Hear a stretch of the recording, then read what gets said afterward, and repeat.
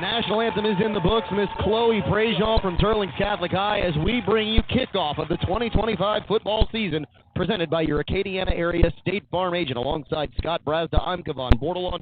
Your Teurlings Rebels hosting the Tigers of Opelousas High. And Scott, the Rebels looking to go 1-0 on the season as they did last year. These two teams played it a little bit closer last year than in the years past. You know, we were looking at the final scores in the last few years. Last year, 21-14. And anybody listening who was at that game, remember, Opelousas controlled the ball in the first quarter for the first, 11 minutes and 45 seconds. Teurlings ran one play in the first quarter. That one play mattered. That one play mattered. That's, it's a quality versus quantity kind of thing, right? And then the defense goes, heck, we got to go back out there, but you're up. And then the last 2 years, the Rebels were winning by a couple touchdowns before that. But always a really tough first half.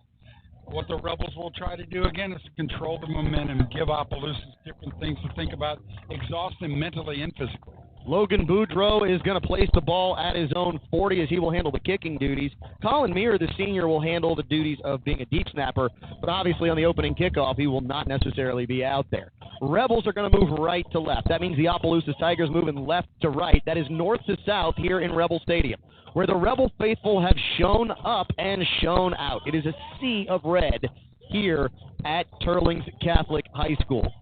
The moon is in the air. The Rebels are getting set, looking for the signal from the official before Boudreau is going to approach the football. He rocks back, now comes forward. Foot to leather, and the 2025 season is underway, as having a senior kicker always helps. And Scott, an automatic touchback is a great play every time on special teams. It's a fantastic defensive play. It's the 12th man. And I think Logan's gotten stronger because I don't remember him doing the Charlie Mater, Ian Judy's kind of things, what he just did. Mikey told me yesterday, he said he will kick it out of the end zone. Now remember, his father, and I say his father, I don't mean Boudreau's, I mean Michael Corville's father coached what and who? Wade Ritchie, I believe, who could kick the ball 700 miles. So that brings the Opelousas Tigers to the line of scrimmage. They're moving, as I said, left to right. It's twins near and twins far. Two wide receivers to the near side. Running back flanks the quarterback. Looking to his right, throws out in the flat. It's incomplete at the 25-yard line. Quarterback was looking for that easy completion, Scott, and it just went through the hands of the intended receiver. And good coverage. Dean was out there. Seth Miller as well. Had the ball been caught, it wasn't going to go very far. Led him by just a touch too much. The incompletion sets up 2nd down and 10. I tell you, Jacob Dean, really good ball player in multiple sports. Good jamboree against St. Martinville last week. Rebels showing blitz, and they are going to bring the house. They're going to hit the running back in the backfield, drop him for a loss of 4. They will officially maybe give him a yard better than that and make it 3rd down and 12 for the Opelousas Tigers from their own 18. Jackson Broussard wreaked some havoc, and then that allowed number 99 for the Rebels, Jack Snyder, to get the sack, to get the stop. Rebels again lining up with 3 down linemen, 4 linebackers, almost 5 linebackers, Scott, for the Rebels the way they're lined up. Straight drop back on 3rd down. Here comes the pressure. Trying to escape. That ball's out. Is it a live football? The officials must have blown it dead because nobody goes after it even more. And, Scott, I don't know that was an incomplete pass. I get the feeling that was more of a fumble by the way the quarterback was trying to run with the football. Regardless, the Rebels get a 3-and-out initially with their defense. And 2 havocs. Yeah, I'm learning my new terms. 2 havocs caused by that Rebel defense. So that sends Caden Chavis back to receive the punt. He stands at the 50-yard line. Rebels with 10 men at the line of scrimmage showing blitz. They bring some pressure. Don't get there. It's a high, wobbly spiral. Chavis calls for the fair catch, takes it in. The Rebels will start off with tremendous field position at the Opelousas High 44-yard line. You're a new head coach. Your offense takes the ball for the first time at the opponent's 44. Nice scenario. Defense did its job and did it well. Now the question becomes, can the offense turn that 3-and-out into points? Well, looky here. Cason Evans, who did not show up on our starting lineup. Correct. Evans was not listed as a starter yet. He is the lone running back out on the field. standing behind Alex Munoz. There are two wide receivers to the far side. One comes in motion. Handoff, Chavis straight up the middle. He's going to be across the 44 to the 41-yard line is what they'll give him. Call it a gain of 3 on first down. And that's Kason Evans' first carry since he damaged his knee last year in the playoffs. We were talking in our radio pregame.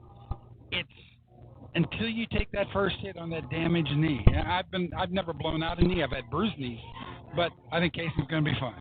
Rebels moving quickly. Pistol formation. Handoff Evans again. Goes around a man. He's inside the 40. Accelerates through the 35. He's going to be marked down at the 32. That's good enough for a Chick-fil-A. First down and 10 for the Teurlings Rebels. Ladies and gentlemen, Kason Evans is back. He looks good.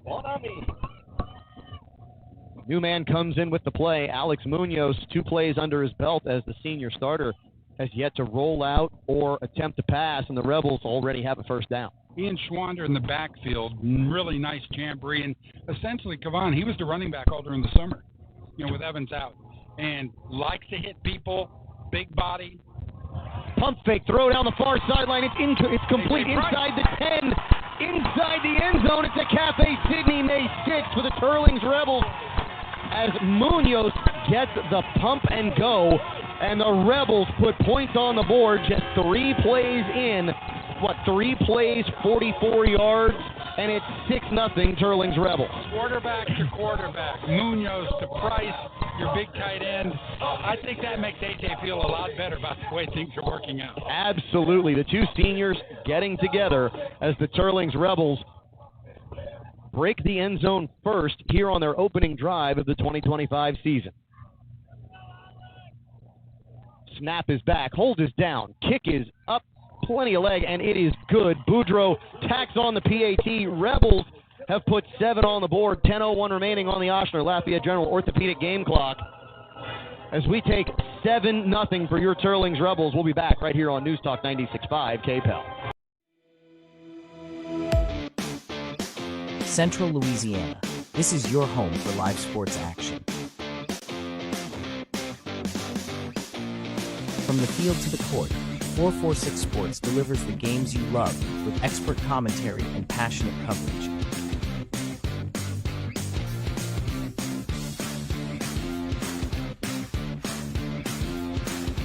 Cheer for your favorite athletes and relive the moments that define our community spirit. Our sponsors keep us in the game. Together, we bring you the best in local sports. Teurlings Rebels football presented by your Acadiana area State Farm agent Scott Brasda. The Teurlings Rebels opened it up offensively with exactly what you'd want to see. Oh, can you ask for anything more? Really? We wanted to see how our starting running back would be recovering from an injury. 2 carries, 11 yards. That's not bad, right? And then A.J. Price, the new tight end, the backup quarterback, Ian Munoz, and A.J.'s toughness, right? Boudreaux puts this ball right into the end zone, the ensuing kickoff, after it bounced at about the 1 or 2, and that means the Opelousas Tigers will take back over with a first down at their own 20-yard line. So far, so good, right? If we can get that kind of offensive efficiency every single time, it'll be a nice, fun season. Credit the offensive line with giving Munoz the time to run the up and out because Munoz actually had to wait a little bit to throw that football. Well, it's a veteran offensive line too, Kavan, and he only threw 2 INTs last year. That pass is complete on first down across the 25-yard line to the 26, so the Opelousas Tigers get a positive play to start things off on their second drive. Minimizing the damage in group coverage, right? Rebels number 2 and 3, Chavis and Eli. Central Louisiana. This is your home for live sports action. It looked like it was a game of about 6 where the receiver was tackled. Official spot the ball. From the field to the court, 446 Sports delivers the games you love with expert commentary and passionate coverage. Handoff right side and absolutely upended. Did the ball come out? Rebels say it did. The officials say it did Cheer not. for your favorite athletes and relive the moments that define our community spirit. Our sponsors keep us in the game. Together, we bring you the best in local sports coverage. What a play defensively. Join the 446 Sports family today. Watch, cheer, celebrate. Subscribe to our YouTube down to this ball game here with 8:57 remaining in the first quarter. Straight drop back. Looks to his right. Throws into the flat. Jumps back. Now we have a flag on the play. Be curious to see where this call goes. We don't know what points of emphasis have been from the officiating crew this year. Ineligible receiver downfield. That's going to be against the offense. So that is going to back him up and take what was the first down and turn it into yet another long third down. And that might be what Opelousas is going to have to do if the Rebels continue to apply the pressure. Quick, short passes so that the Rebels can't close close around that quarterback. Right there, they had the right idea, but somebody probably shouldn't have been down there. That has been a point of emphasis in college we've heard this year, and it looks like we're maybe going to get a look at it here a lot in high school as well. So instead of converting the first down, it's now 3rd down and 8 for the Tigers. Rebels jump into the neutral zone and give the 5 yards right back on the hard count. Well executed by the Opelousas Tigers. So that'll bring us back to 3rd down and 3. And it wasn't just one Rebel. It was the whole right side of that defensive line. By the way, our new sponsor this year, Craig Spadoni, Beadbusters, they're in for the whole year. Craig's already chiming in. He wanted to know, and he goes, yeah. He goes, that's a Beadbusters first down. And I said, well, we have a guy that does that. But, Craig, we're very creative people. We'll come up with something else. Oh, we absolutely can. And, look, Beadbusters, Cameron Street, if you don't see the bobbling head when you walk in, don't see the bobbling head at the register, it's not Beadbusters. It's not the Bead King. So here we go, 3rd down and 3. Man comes in motion near side, now stops in the backfield. Throw is right over the middle, complete for the first down, cross the 35 to the 40. The Tigers move the chains after offsetting penalties, essentially. So the Tigers had a penalty on their first 3rd down attempt. Rebels gave that back on a defensive penalty. And there you go, the Tigers convert the first down and have it 1st down and 10 at their own 40-yard line. And that play made by the Opelousas quarterback, very Alex Munoz-ish, right? Everything broke down, but he kept his eyes up and found an open receiver in the middle of the field. Trips wide to the far side. Man now comes in motion. It's a little touch pass to the near side. Rebels are great in pursuit. This is going to be a tackle for a loss, and they do it well behind the line of scrimmage. Carter Deculus, the junior defensive back, pulls this one down for a loss of 3, make it 2nd down and 13. Deculus and Dean tag team him right there and asking a lot and counting on Deculus Alec to do a lot in that secondary. Smart kid. Bart Vitt giving high praise in my conversation yesterday.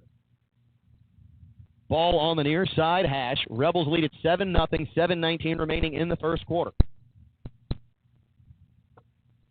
Trips are split wide to the far side. A man in the slot. Stacked on the near side. Quarterback rolls. Now wants to look. Now under pressure. That ball's tipped, and it's going to be... Rebels say it's incomplete. The official on the near side says it's caught.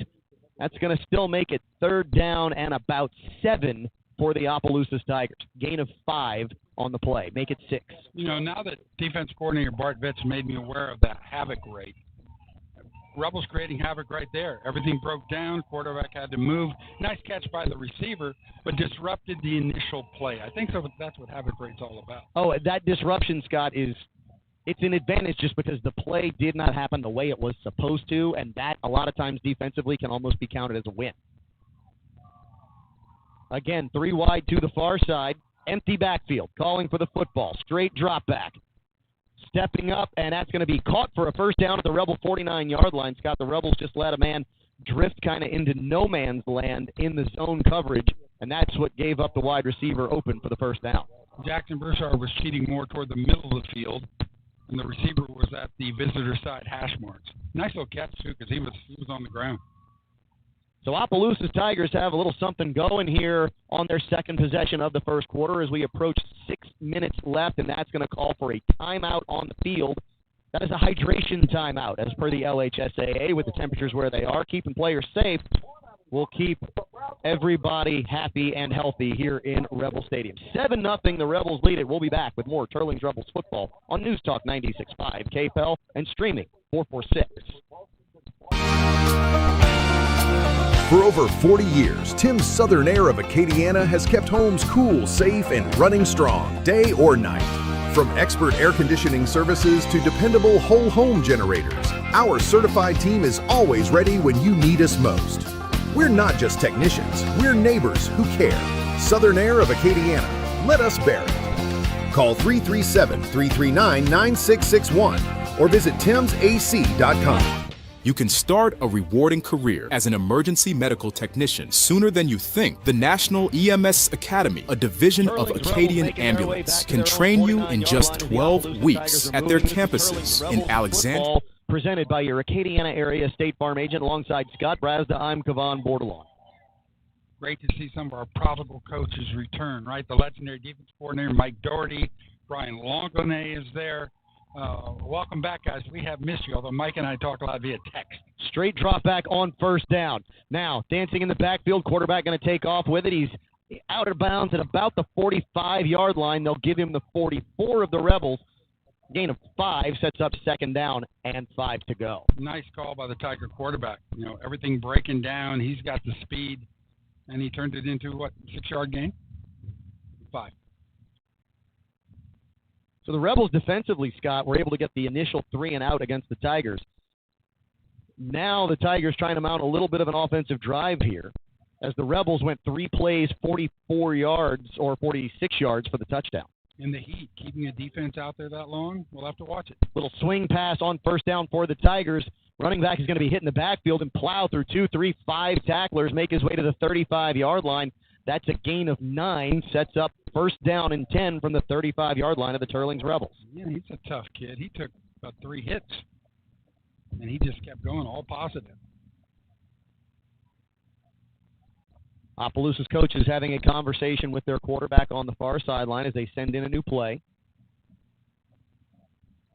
Rebels defensively getting their signals from defensive coordinator Bart Vitt, who's got. Have we seen Bart up in the box as defensive coordinator? He's back down on the field this year. Back down on the field this year, yeah. 5 wide again for the Tigers, moving left to right. Quarterback draw by design. Can the Rebels get there in time? He's going to be hit at the 25. He's inside the 20, down to the 15. They'll give him the 13, and it's going to be first down and 10 inside the Hub City Ford red zone for the Opelousas Tigers on just a straight quarterback draw. And they're hurrying up now too, Kevon. Trying not to let the Rebels get set, but there's some problems, communication problems, so it may not work. Rebels now have 4 men with their hand in the dirt. Throwing to the left side. That's going to be up in the air and incomplete. Nice coverage on the far side by Caden Chavis, Scott, who played the eyes of the receiver, obviously, because he didn't turn around. But when the receiver went up, he just put his hands in between where the ball would be and was able to pull it out. And Caden also used that sideline as a teammate. He knew. I mean, he squeezed him out, essentially. Tigers now taking a little bit of time, getting a new play from the far sideline as players are being run in the old-fashioned way a little bit here. Play is run in by new players from the sideline. Second down and 10 from the Rebel 13. Rebels lead at 7-0, but the Tigers threatening. Looks to his right to throw. Now has room to run up the middle. He's going to be inside the 10. Rebels are going to get there and hit him, though, right at the 10. Scott, it looked like the quarterback had a lot of room to run, and the Rebels closed that distance quickly. Come on, Seth Miller just kept his eyes, and they teach you this in Little League football, kept his eyes on his midsection. And as many moves and as much as he was shaking shoulders, Seth Miller knew where his stomach was, where their quarterbacks were. He made the stop. Great Scott, stop. from this angle, it looked like he was around the 10. They only gave him the 12, so it's third down and 9 with 4:09 remaining here in the first quarter. And I'm like you. I thought he was going to get to about the 5 or the 3. Shows you the speed of the Rebel D.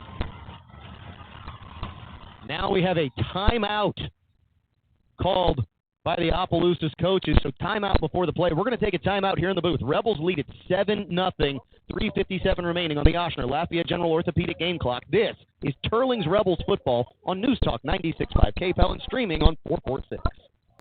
You can start a rewarding career as an emergency medical technician sooner than you think. The National EMS Academy, a division of Acadian Ambulance, can train you in just 12 weeks at their campuses in Alexandria, Baton Rouge, Covington, Lafayette, Lake Charles, New Orleans, and Thibodaux. Students who complete the class and pass the National Registry exam are eligible to work for Acadian Ambulance. Classes start soon. Learn more at becomeamedic.com. It's a big third down for the Teurlings Rebels defensively as the Opelousas Tigers have 3rd down and 9 from the Rebel 12-yard line. This is Teurlings Rebels football presented by your Acadiana Area State Farm agent alongside Scott Brazda. I'm Kevon Bordelon. 5 wide. Looking to throw on 3rd down into the end zone, and it is caught for the touchdown, and the Opelousas Tigers are a PAT away from tying this one up with 3:51 remaining in the first quarter. Quarterback had protection. He waited, and then had the crossing route. Scott, the Rebels, it seemed on the opening drive, were sending an extra man. It didn't seem like they were sending a lot of people blitzing on this particular drive for the Tigers. Yeah, and there were a couple times where you saw them fake it. You saw Jackson Broussard come up and look like he was thinking about it, but maybe that was just the process to come up and fake it. Opelousas Tigers are set to kick the PAT. There's the snap. Hold. Kick is up, and Scott, it looks like a Rebel got a piece of it. Looks like it was Caden Chavis who got a hand on it, blocked it. So the Rebels maintain the lead 7-6 over the Opelousas Tigers with 3:51 remaining in the first quarter. We'll be right back with more Teurlings Rebels football on News Talk 96.5 KPEL and streaming on 446 Sports.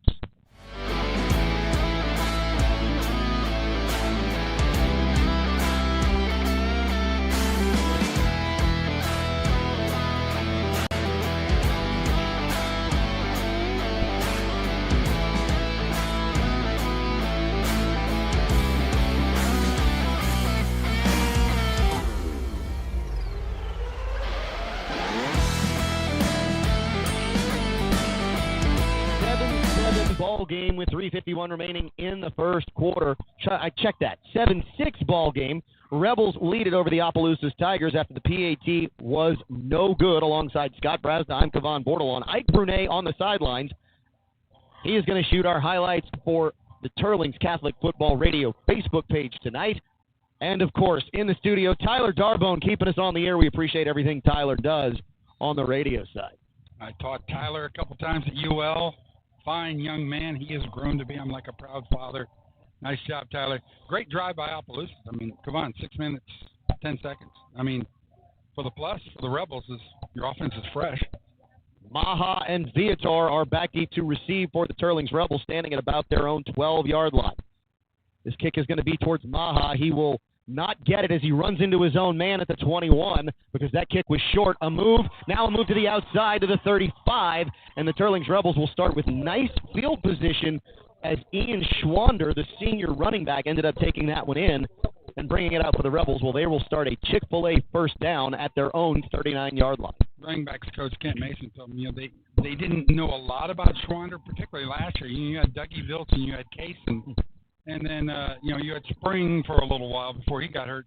But Schwander has been the man, as I told you, throughout the spring, throughout the summer. Tough kid. He's the guy, Ken says, that you'll probably see on those, as we like to call, Paul Begno situations. Yep. Where the Rebels need a couple yards. Jason Evans back in at running back. 2 wide receivers to the far side. Opelousas showing blitz, and they're offside. The far side linebacker was well into the backfield before the ball was snapped. Rebels will go from a Chick-fil-A 1st and 10 to a Chick-fil-A 1st and 5. And, Scott, that's one of those plays where you almost wish the play hadn't been blown dead. It was a big hole. Because Kaysen Evans might still be running because of the offsides, and the Rebels were able to hand it off. But the player was unabated towards Alex Munoz, which is why the officials threw the flag and blew it dead.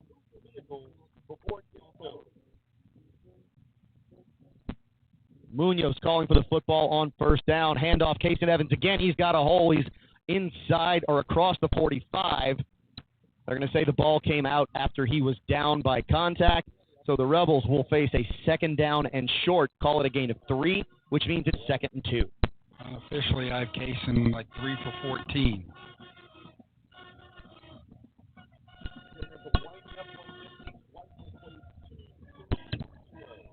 If you're listening and you're parked illegally, Craig Wall, the stadium announcer, keeps saying, move your car.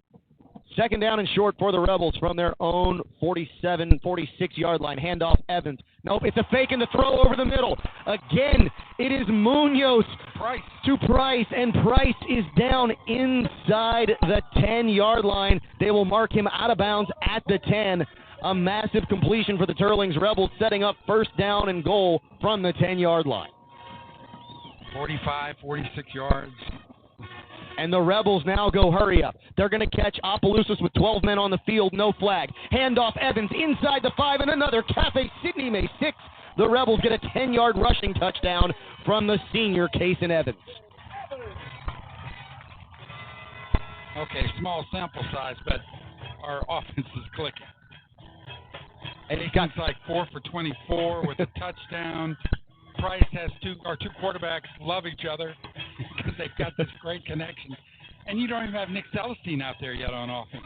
And Scott, to your point, Munoz is 2 for 2 for not quite 100 yards and a touchdown. Snap, hold. Boudreaux puts this one up and through, and the Rebels have extended their lead 14-6 over the Tigers of Opelousas with 2:39 remaining. I mean, Scott, you're talking about a drive that literally did not even take a minute off the clock. Yeah, you got the ball back with, 3:50 to go, and we scored so 2:39. Little more, so a minute 11? No, you're right. I wasn't being that picky teacher that's saying you were a couple points. Oh, okay. You didn't show your work.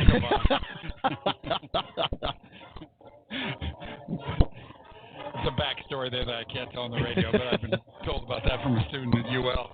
And, defense got to get back out there and play a tough 2:39. They've got to be wiped out a little bit. And, Scott, this is where, when you start talking about depth on the field, you look across the field and you see the Tigers just simply don't have the numbers that the Rebels do. You fully expect to see some younger players on the field here at some point tonight as the Rebels' offense continues to roll. And Opelousas will be the road warriors for the next few weeks because Donald Gardner Stadium just getting finished up. It's going to be a few weeks away. The field is gorgeous, but piles of dirt all the way around in Opelousas. Boudreaux is 3 for 3, and Scott, all the way out. Yeah, Scott, that ball almost hit the back boundary of the end zone. I think it bounced maybe a foot in front of it. Again, we've seen this in the past. For those that have been around Teurlings football for a long time, I'm going to harken back to a homecoming game against Westgate where the Rebels had just taken the lead. Oh, I know where you're going. Kicked the ball into the end zone, but had a 5-yard penalty, remember? Yeah. Against the Rebels.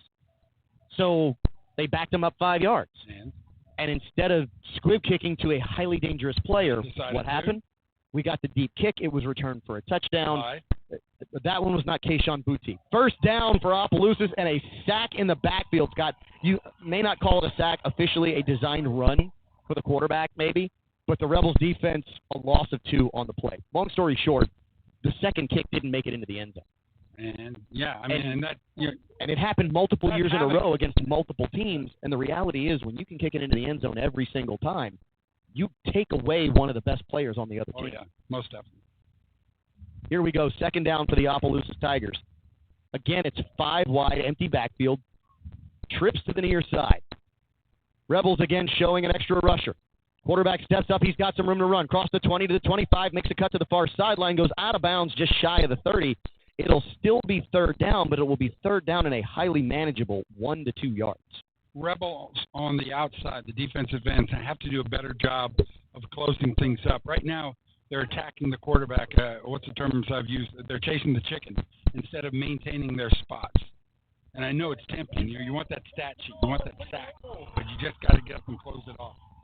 Officially third down and 1 at their own 29-yard line for the Opelousas Tigers. Rebels lead at 14-6.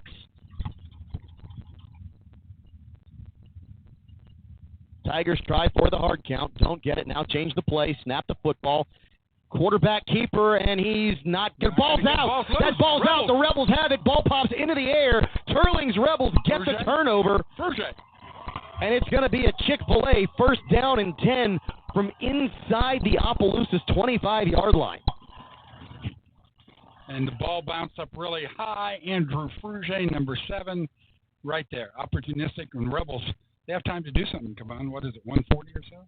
1:43 remaining here in the first quarter. And, yes, Scott, the Rebels' offensive efficiency tells you that they might have a chance to put even more points on the board here in the first. Now, that was the defense we saw in that first series. Pistol formation again for Munoz, and he's got Schwander behind him. 2 up backs, 1 wide receiver, 2 each side. Handoff Schwander. He's inside the 20. Schwander is going to be down at about the 15-yard line, a gain of 9 on the Chick-fil-A first down. Just right of center. Big hole, and Schwander showing some jets. Well, Chester Begno is loving the fact that we mentioned his son Paul's, that we still, of course we do. It's only been, 13, 14 years since that happened? Our first couple of years. Yes, it was. Rebels are now going to swap their tight ends. Munoz calls for the football. Throws into the flat. It's caught but immediately tackled, but it should be good enough for a Chick-fil-A first down. Depends on where they mark it. Looks like that official is giving it to us, yeah. They do, and ball is going to be spotted at the 14-yard line. That's a first down for the Rebels. Wannabe first down. Under 1 minute to go on the Ochsner Lafayette General Orthopedic game clock here in the first quarter. Rebels already lead at 14-6, and they're looking for more. What's Munoz now, like 3 for 3? From inside the Hub City Ford red zone, Munoz rolls out, then just loses the football. Picks it back up. He's back at the 30. That's where he'll be sacked. They'll mark his forward progress at about the 25. And Scott, that's just a fluke play. Yeah. He went to wind up with the football to put it up by his ear, and it just popped out. Yeah, Alex is mad at himself, but, it's also hot and sweaty out there, and, you got to get up and do something else. The only bit of good news is it happened on first down, so the Rebels will still have 2 more downs to try and get it inside the 4-yard line, which is what they would need for a first down. But they will not take another snap here in the first quarter. Rebels will head to the second, swap sides of the field with a 14-6 lead over the Opelousas Tigers here on Teurlings Rebels football on News Talk 96.5 KPEL and streaming on 446 Sports.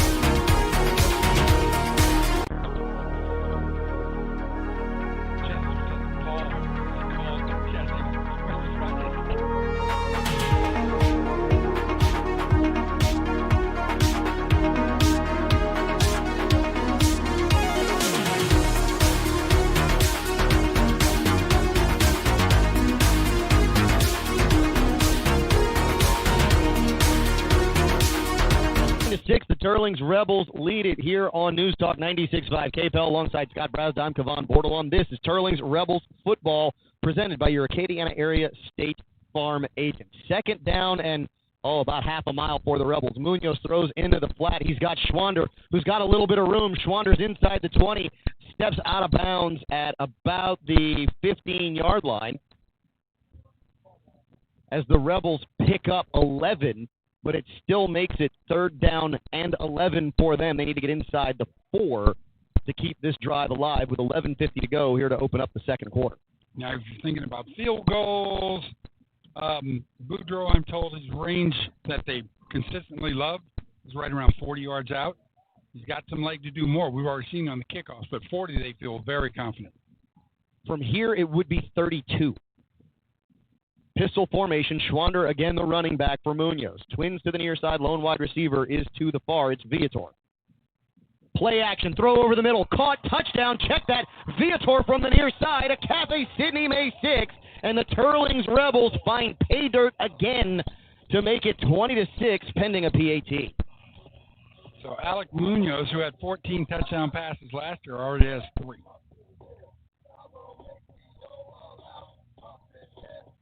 What was that, about 15 yards out or something? It was exactly 15 yards out, Mr. Brasda. Home fans are rocking here at Teurlings Rebel Stadium as the offense has now had, 3 possessions, 3 touchdowns, Mr. Brasda? That's efficiency, I would say, Mr. Boardman. Snap is back, hold is down, kick is up and away from Boudreaux, and the Rebels have made it 21-6 with 11:43 left on the Oshner Lafayette General Orthopedic game clock. Teurlings Rebels got inside the Hub City Ford red zone, scored from 15 yards out, and turned this into a 3-score ball game here on News Talk 96.5 KPEL and streaming on 446 Sports. For over 40 years, Tim's Southern Air of Acadiana has kept homes cool, safe, and running strong, day or night.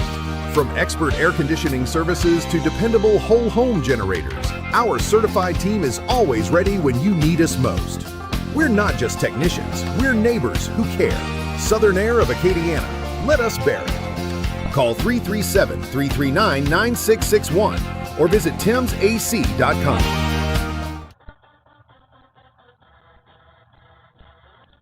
Teurlings Rebels found pay dirt yet again. It's 21-6 on their opening possession of the second quarter, as they have now extended their lead over the Tigers of Opelousas. Rebels getting points off of turnovers. Mr. Brasda, we talked about havoc in the Coca-Cola pregame show, and the Rebels defense has wreaked havoc here so far in week one. Particularly 2 of the 3 defensive series. First one, second one.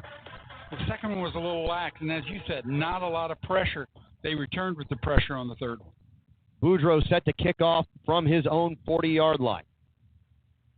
Foot to leather, and this one's going to hit and bounce and roll into the end zone. He didn't connect with that one, Scott, quite as well as he had on some of his previous kicks, but the end result is exactly the same. Hit and got the kicker's roll, right? So here comes the defense again for the Teurlings Rebels, as the Opelousas Tigers will send their offense back out onto the field. Teams have obviously swapped sides here in the second quarter.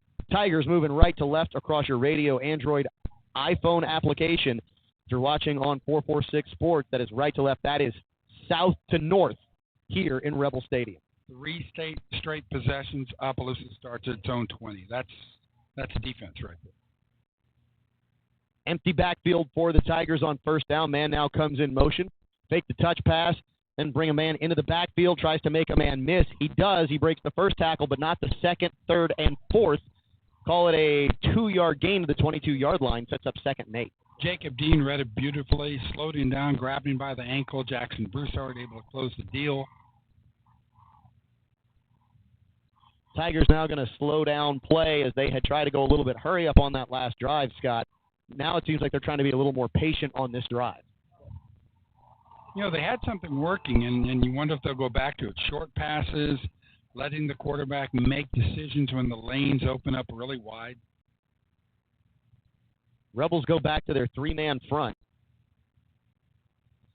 We get a whistle from the far sidelines. That's going to be a timeout, Scott. We're going to stay here through this timeout instead of taking a break and have a discussion about the Rebels' offensive efficiency. You saw them last week in the Jamboree. You mentioned that it was maybe a little bit all over the place. It was kind of a hit and miss, yeah, because except for a couple scrimmages. I know they scrimmaged Cecilia a couple times. They did some 7-on-7s with a couple other teams, did the big STM 7-on-7 tournament. But it was really their first out-and-out game situation. First series or so, everything looks like it's clicking.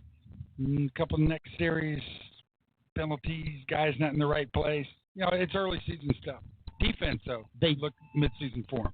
But the offense does not look confused or early season form at all here. They look mid-season form offensively so far. They filtered out whatever problems they had last week. Tigers back out onto the field. Again, an empty backfield for Opelousas on 2nd down and 8.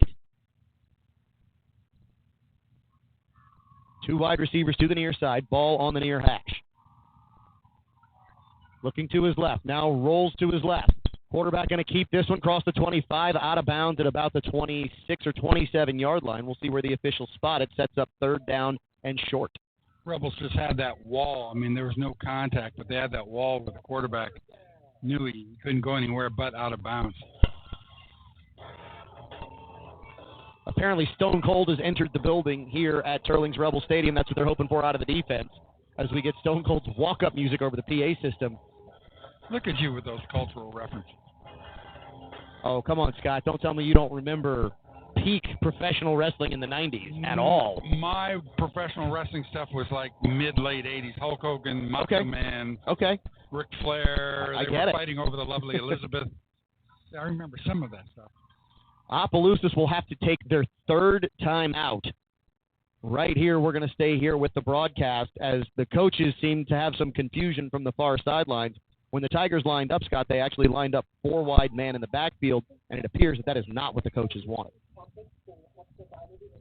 So another good turnout for the Rebels on a Thursday night. This will be one of those scenarios where, especially having the only Thursday night game of the season being the first game of the season, the Rebels are going to get a really unique opportunity this Friday. They'll get to go watch somebody else. Yeah. They can go watch a team that they're going to play next week, the week after. They have that chance. But next week, they're probably not going to go watch their opponent for next week because their opponent for next week, we're playing Sam Houston at Sam Houston. Yeah. And then I think we have Notre Dame, so we're out for a couple weeks. Correct.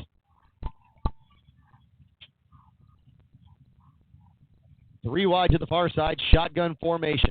Fake the handoff. Quarterback's going to keep it. He's not going to go anywhere. Shut down by the Teurlings Rebels. Scott, that's number 46. Is that Fruge? It's Seth Young. Seth Young. Sophomore. And Seth playing like a veteran, just held his ground against a guy who in most cases can just run rings around.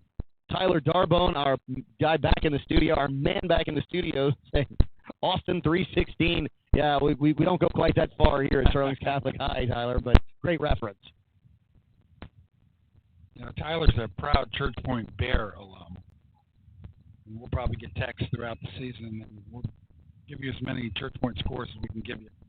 Punt is away. Chavis is going to let this one hit and check up. Now he's going to pick it up, and he's going to be hit immediately. Falls on the turf. And, Scott, that's an early season mistake that Chavis should not have made. He should have just let it go, taken the possession. Instead, he tries to play it off the bounce. The ball comes out, and the Tigers have life inside of Teurlings Rebels territory. And the problem is, and Caden knows, he's already tapped himself on the chest. You know, that was on me. He was letting it roll, yet he decided to pick it up between 3 defenders.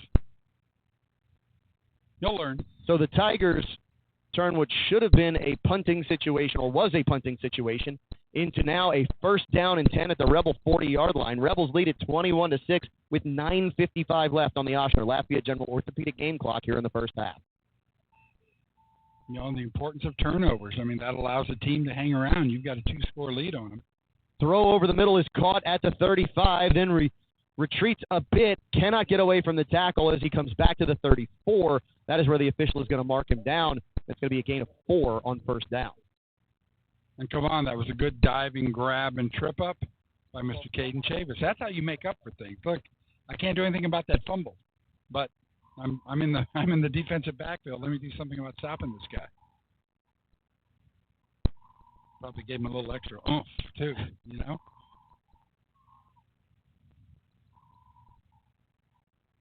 Second down now for the Tigers. Straight drop back.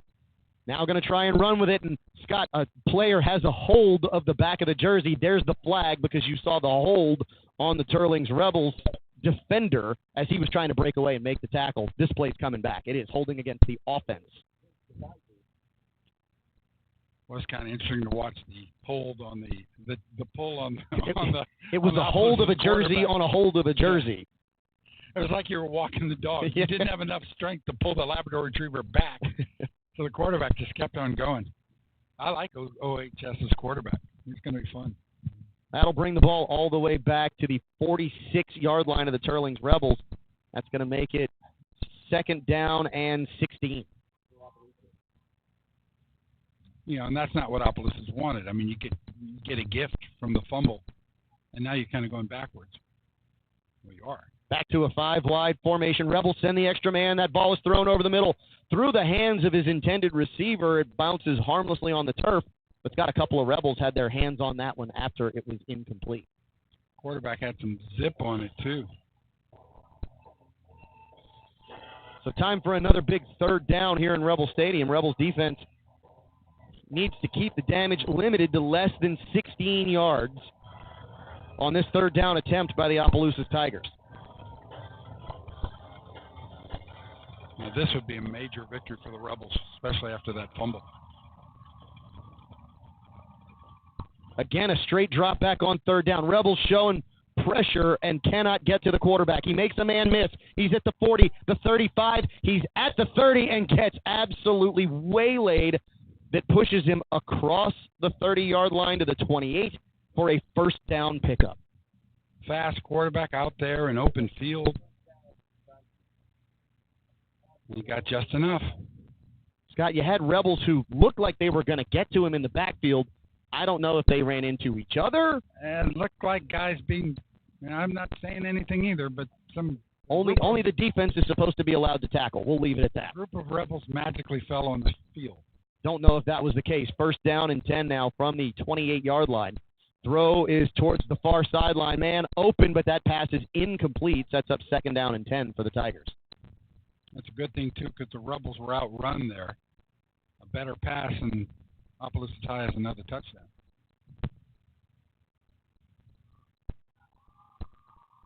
Scott, nice showing here by the Opelousas Tigers here tonight early. The Rebels offensively really haven't been stopped. No. Defensively, the Tigers, you didn't know what they were going to bring to their offense and how they would try to affect the Rebels' defense. They've been able to hold on to the football here a little bit, both teams each with one turnover. Yeah, and as tough as the Rebels' defense has been, Opelousas' offense, unfazed. I mean, they just keep getting back up. Second down and 10. We got a helmet on the turf. That ball is now thrown inside the 10 to the 5. Touchdown. But Scott, oh, no, it was a Tiger helmet on the field, which usually only comes off with an illegal hands to the face. And Rebel coaches, I think, want an explanation, but that's a touchdown for the Opelousas Tigers. And a really nice play by their quarterback to find the open receiver and turn that opportunity into 6. Both teams now with a touchdown off of a turnover. And that smallish receiver in the middle of the field, right around the hash mark, that 3-yard line hash, and Rebels weren't around him. He had a great space.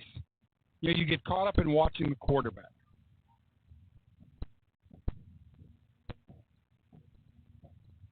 Due to their missed PAT or blocked PAT on the first attempt, Tigers are going to try and go for 2. Nobody was set, Scott.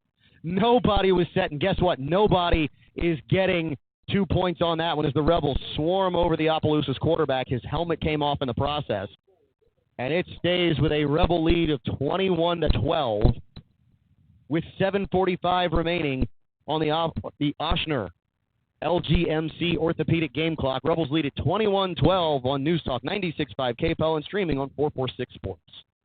You can start a rewarding career as an emergency medical technician sooner than you think. The National EMS Academy, a division of Acadian Ambulance, can train you in just 12 weeks at their campuses in Alexandria, Baton Rouge, Covington, Lafayette, Lake Charles, New Orleans, and Thibodaux. Students who complete the class and pass the National Registry exam are eligible to work for Acadian Ambulance. Classes start soon. Learn more at becomeamedic.com.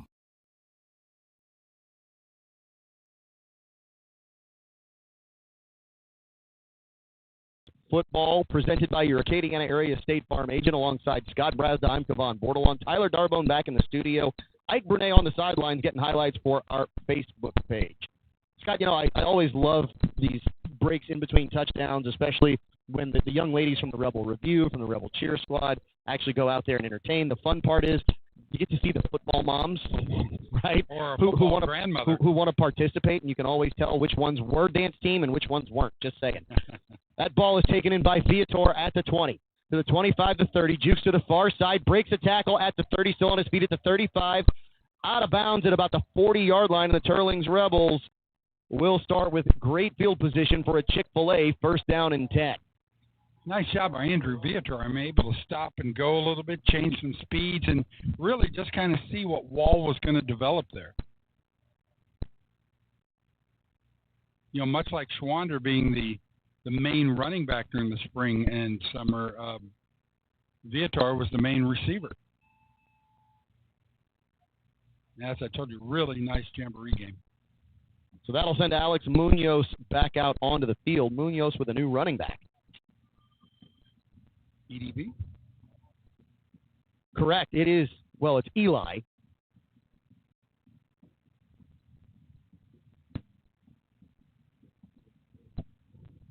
Rebels trying to get a play from the near sideline. Now we've got a whistle. See what's going on. I don't know if we have... Oh, they're saying the game clock needs to be changed because it was not running and apparently should have been. Kent Mason telling me about EDB. He said, he's embraced the fact that, this is what he is. He's not the tallest guy out there. But he's also learned to kind of hide himself out there on the line. And so easily overlooked, and he's got the jets to really do some things. Look, Darren Sproles made a career out of it in the NFL, of just hide behind the guy who's 6'7" when you're 5'6". And now we're going to get a delay of game penalty, I guess, on the Teurlings Rebels. Because it wasn't the game clock that was the issue. Rebels were saying it was the play clocks that were the issue, so it's first down and 15. Handoff, EDB up the middle. He's got a crease. He's across the 40 to the 41. And on the Chick-fil-A, first down and 10, he gets a pickup of 6. Good hole. Got the speed to do something with it.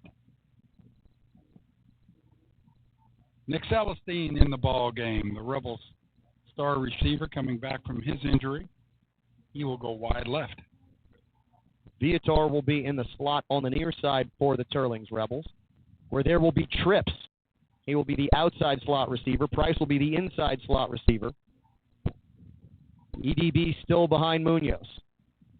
Munoz, quick throw. He's looking for Price. Price has got the catch, and Price is to the 50-yard line. That should be enough for a Chick-fil-A first down and 10 at midfield, and it is. Price's third catch of the game. A touchdown, a big gain, and a first down. He makes them count for something. I love how A.J. paused for a second and let guys overrun him. I think the problem that teams are going to have with A.J. is that he is not the big tight end like we had last year, but he's faster than we had last year. He's a mismatch. Munoz to throw on the Chick-fil-A first down. Going down the sidelines, he's looking for Celestine, who cannot make the catch. It was very tight coverage on the far sideline. The incompletion sets up second down and 10. But it's nice to see Nick running a sideline again. As we mentioned, 7 Rebels tore ACLs last year on this football field. Celestine, one of them. Kason Evans, another one. And both are playing tonight. Second down and 10 from the 50. Rebels lead it 21-12. Handoff, EDB up the middle. EDB is going to be just shy of the 45-yard line. Gain of 4 is going to set up third down and 6 for the Teurlings Rebels on this offensive possession. Well, another thing about EDB, he's not afraid of anybody. He's had a couple nice gains, 2 carries, 10 yards. And, with Schwander doing a series, EDB a series, that allows a rested Kason Evans to come back in. Timeout for the officials. This is a hydration timeout at the officially 6-minute mark left in the second quarter. Rebels lead at 21-12.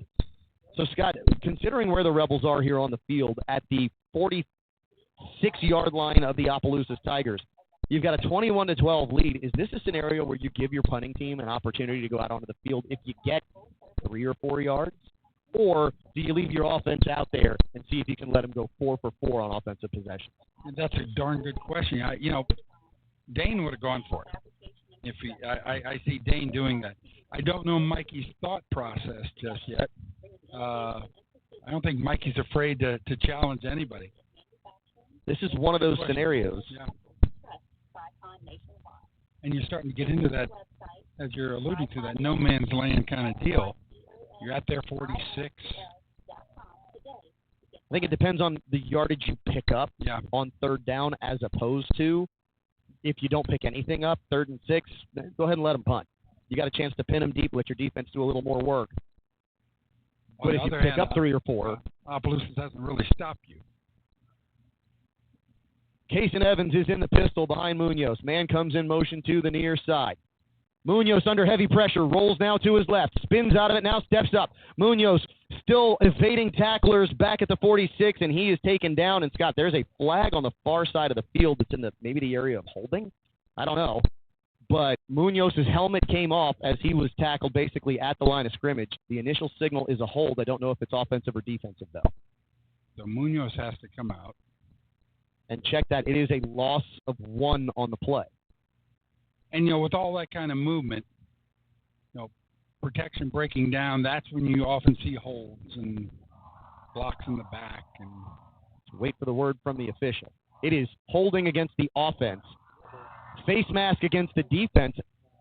So, Scott, because of the penalties, I don't know if Munoz has to come out. He's back in, that's for sure.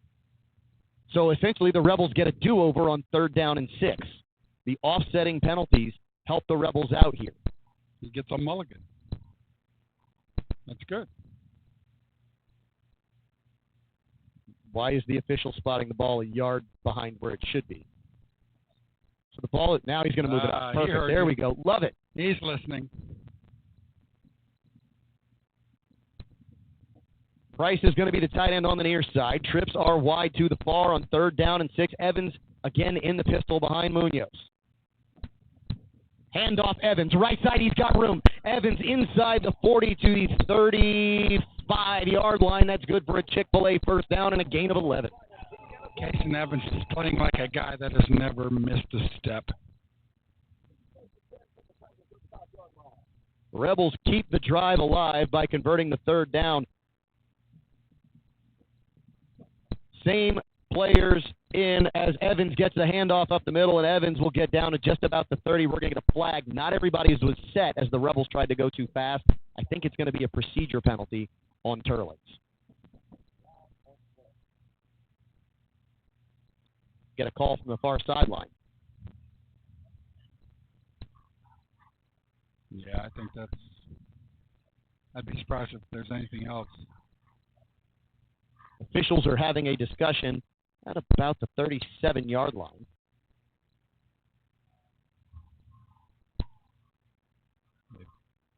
Nope, they're having a conversation with head coach Michael Corville, so this may be against the defense. Yeah, because he was pointing off to the left side of the Opelousas. Illegal substitution against the Opelousas Tigers. They had too many men on the field, or they had 12 in the huddle and then ran one off. No, that's okay. We didn't catch it, but that makes it a 1st down and 5 instead of 1st down and 10. Now the ball will be spotted at the 30.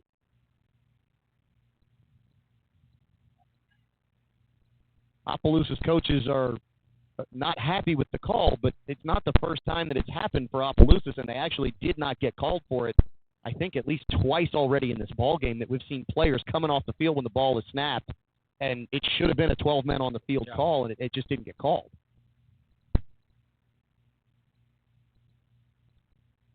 Now they're waving off the flag. So what just happened? We'll get an explanation. Never. It'll be all right. 2nd down and 5 for the Teurlings Rebels. From the Tiger 30, up 21-12, 5:04 remaining on the Ochsner Lafayette General Orthopedic game clock. Handoff Evans. He's got a crease up the middle. Evans is inside the 25. Evans is going to be taken down at the 19-yard line. That's good for another Chick-fil-A 1st down. This one inside the Hub City Ford red zone. I mean, let's reset. Casey Evans didn't practice in the spring, rehabbing with his knee. Didn't practice during the summer, rehabbing his knee. Didn't get to see any action in the Jamboree, rehabbing his knee. Does he look like a guy that's been rehabbing his knee? No, he does not. Chick-fil-A 1st down. One wide receiver near, one far. The far wide receiver is Viator. Handoff Evans. Right side, he's got room. Inside the 10, turns on the Jets. It's a Cafe Sydney May 6. This one from 19 yards out for the senior, Casey Evans, with 4:24 remaining on the clock in the 1st half. Just on the last couple series, his last 3 carries, 8, 12, 19. 49 yards on those carries. Yep, 39 yards. And that's just those 3 carries. So check that. Yes, 39, not 49. All right, Mr. Boudreau. Rebels are lined up to try and tire out Mr. Boudreau because he's already kicked 3 PATs. Now the Rebels will snap it and go for 2. They're not going to get it as they try to run. It wasn't a swinging gate with Price, but a little bit of an opportunity to try and see if a 2-point conversion play would work. It does not. So the Rebels will hold on to a 27-12 lead here in the second quarter. 4:24 remaining on the Oshner Lafayette General Orthopedic game clock. This is Teurlings Rebels football on News Talk 96.5 KPEL, streaming on 446 Sports.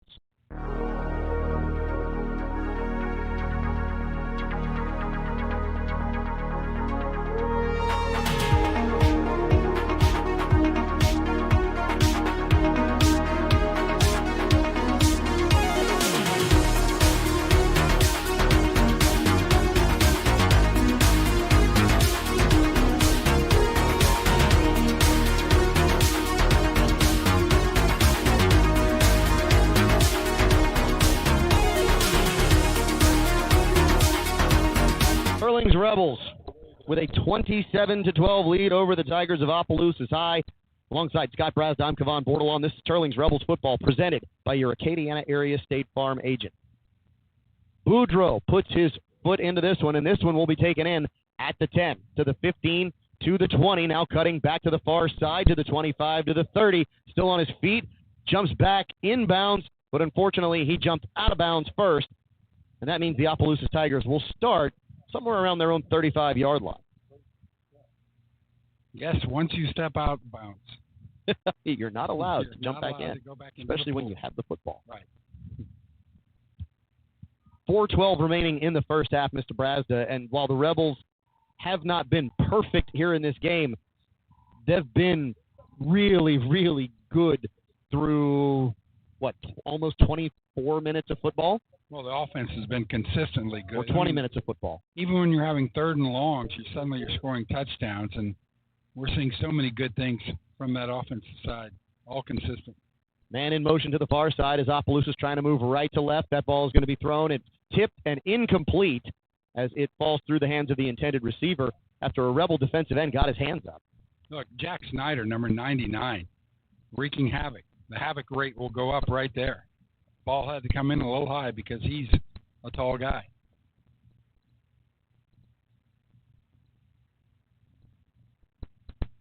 So the incompletion sets up second down and 10 from their own 35-yard line.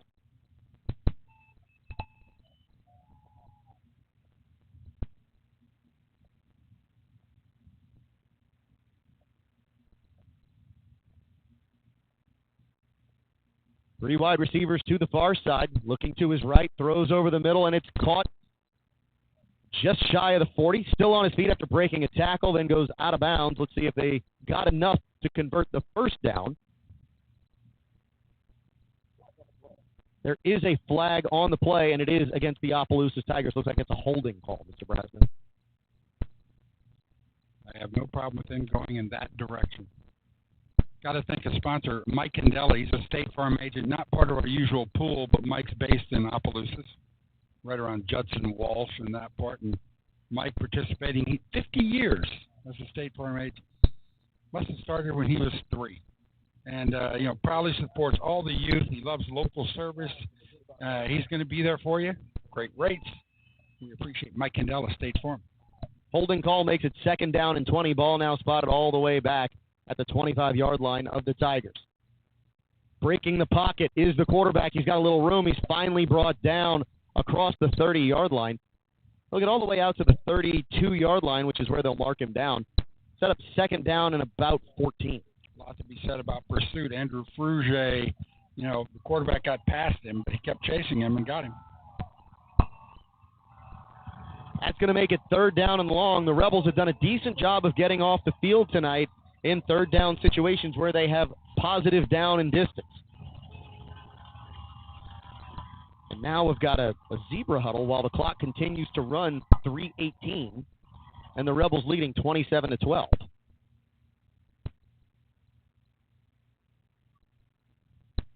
The clock will finally stop at 3:18. Tigers break the huddle, come to the line of scrimmage on third and long. Again, moving Frugier around now, as we talked about in pregame, moving him over from right end to left end. Scott, if that player walks off the field, that's another illegal substitution because they were in a huddle. They broke the huddle and came to the line of scrimmage unless he's the 11th man, which they now run another man on. That should work. But Opelousas, they need to iron this out early. Straight drop back now. Looks like he's going to run. Now throws. He's got a man, and it's complete across the 50-yard line, it looks like, as the diving catch is made and ruled complete by the officials. That's going to move the chains for the Tigers with 2 minutes, 47 seconds remaining here in the first half. Well, the Tiger receivers have made a couple diving catches, a couple when they've already been on the ground.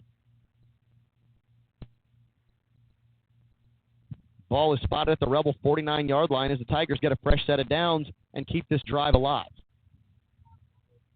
Remember, Rebels get the ball to open up the second half. This ball is thrown into the flat at the Rebel 45 before he's hit. Still surges forward for a couple of yards, and officials will say that he goes out of bounds at the 42. Carter Maha out there on that stop. Gain of 7 for Opelousas. Rebels trying to get some fresh bodies in and do as the Tigers go hurry up. Quick snap.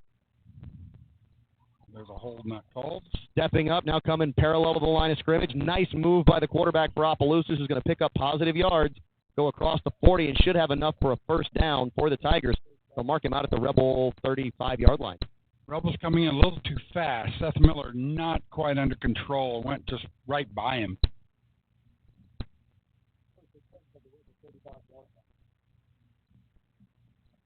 The quarterback is used to that kind of speed. I don't think Seth is.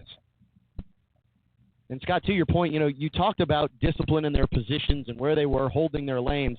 Really, most of what we've seen here offensively from Opelousas on the last few plays is a straight drop back by the quarterback. He's looking to throw, and if he sees any kind of lane split basically up the middle or between the guard and the tackle, he just takes off.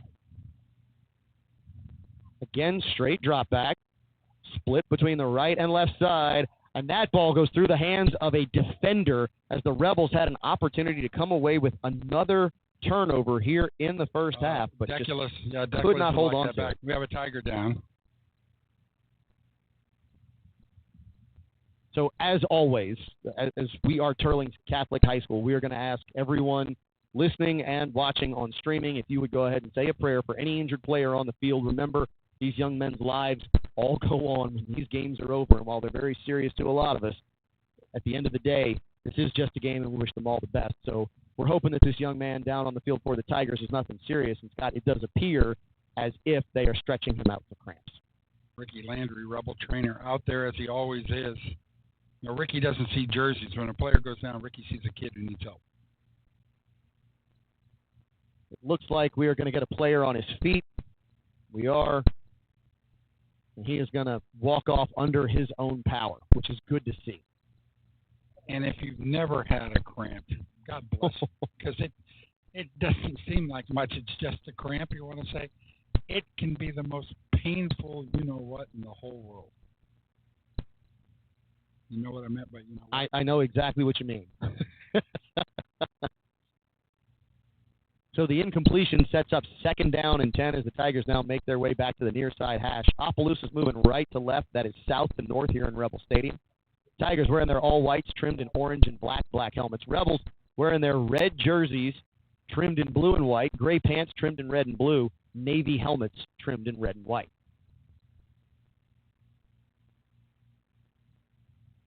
Back is in the backfield this time, trips wide to the far side, the right side of the offense, lone wide receiver to the near. Straight drop back, throws, and it's almost intercepted again. Jackson. Scott, that play by Jackson Broussard, he broke on the ball, cut in front of the receiver, and just could not hang on. Good news for the Rebels, it does set up a scenario where the clock stops with 1:49, and it's 3rd down and 10 for the Opelousas Tigers.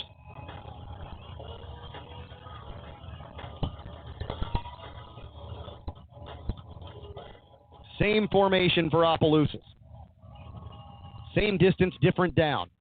Rebels bringing pressure up the middle. That throw is complete and then dropped just shy of the 20-yard line. It looked like it was going to be a really nice throw and catch for the Opelousas Tigers. Instead, it's going to be 4th down and 10 from the Rebel 35-yard line with 1:42 remaining in the half. Low ball, but should have been caught. And the Rebel defense watching the receiver a little too much, and there were 4 guys around him. Had somebody looked at that ball, that's an INT. Rebels had 2 opportunities on this drive to get a takeaway, a second takeaway of the half. And instead, Opelousas is going to line up to go for it on 4th down and 10 from the Rebel 35. Rebels lead at 27-12. Yeah, I don't think this is a bad idea for Opelousas. You score and you keep this going and then score. You're within a score. Again, straight drop back. Now rolling. That ball's going to be thrown and incomplete, which is almost a worst-case scenario, Scott, for Opelousas, because that stops the clock with 1:35. Rebel offense comes out onto the field. In fact, the Rebels still have 3 timeouts remaining here in the first half. You test the waters the first couple downs, and then who's to say you don't get on their side of the field? And 3 timeouts? Scott, the Rebels already have multiple chunk plays in this game, and 2 of them came through the air. It'll be interesting to watch the aggressiveness of Coach Mike Corville and his new offensive coordinator, Mike Richard. 2 wide receivers to the far side, lone wide receiver to the near. Celestine split wide to the near side. Viator in the slot on the far, and Schwander in the backfield with Price in at tight end for Munoz. Chick-fil-A first down. Throw is to the near side. He was trying to get Celestine involved, just a little quick hitch. That ball a little too wide and incomplete. Nick ran straight down, and I think Alex was thinking Celestine was going to do an out. Scott, is that the first incompletion for Munoz this season? Might be. If not, it's his second, I believe.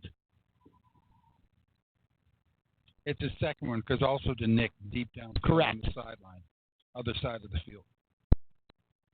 2nd down and 10. Handoff, Schwander up the middle. Breaks a tackle. He's across the 40 and was a shoestring tackle away from maybe being off to the races. He'll be marked down at the 45-yard line. It's a Chick-fil-A 1st down and 10. Running backs coach Kent Mason will tell you Schwander does not mind hitting people. Munoz calls for the football. Chains have not moved. Check that. They marked that 3rd down. Little swing pass to Viator. Viator's got room to the 50, the 40, the 30. It's a foot race to the 20, the 10, the 5. Touchdown! Another Cafe Sydney May 6.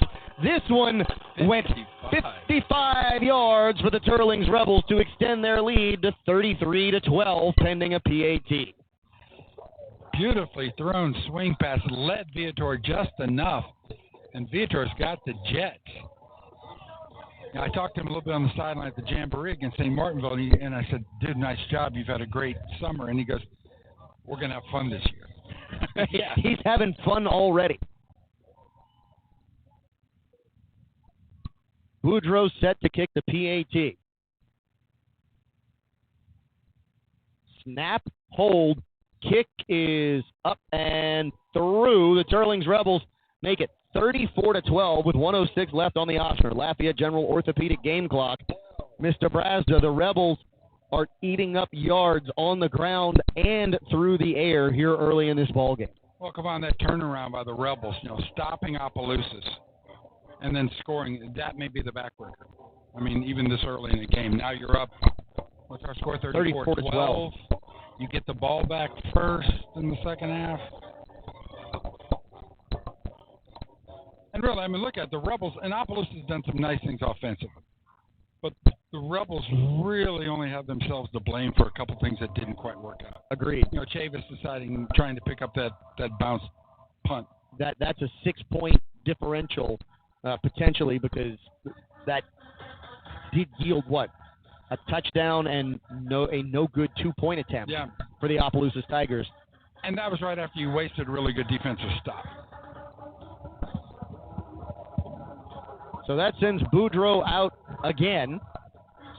I think he's going to be tired by the end of this ballgame, Mr. Brazda. Usually you don't have to worry about your kicker's conditioning. But this may be that situation. And the last kickoff only went to the 10. All the others were rolling into the end zone almost out. As the Rebels have scored 5 touchdowns here in the first half.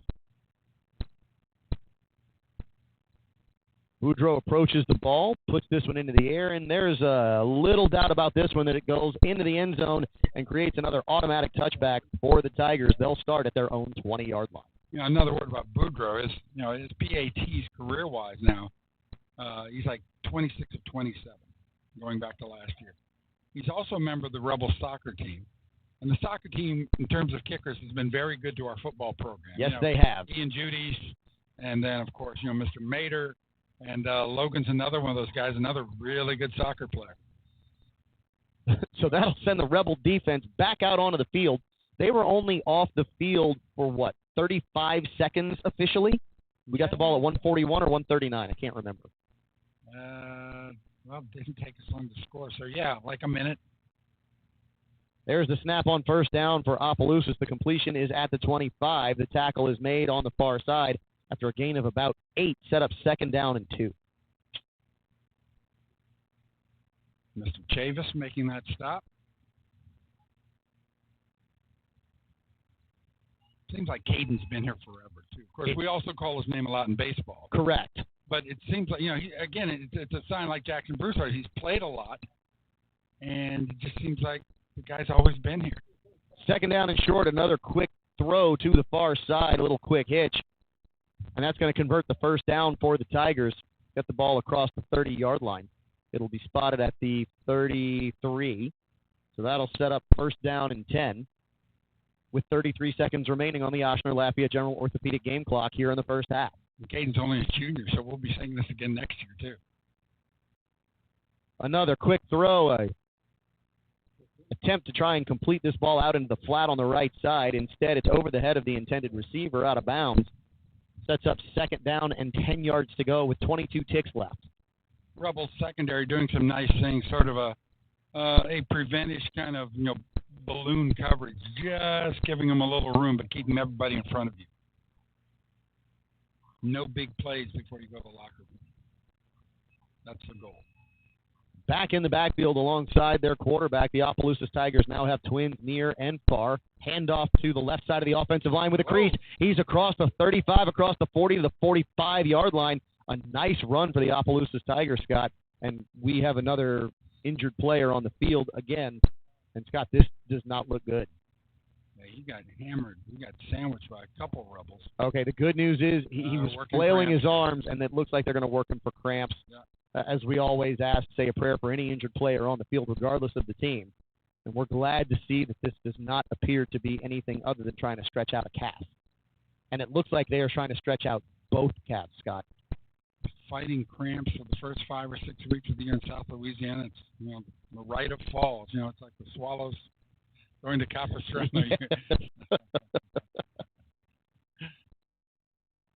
We are definitely glad to see that they're only stretching out his calves down there on the field.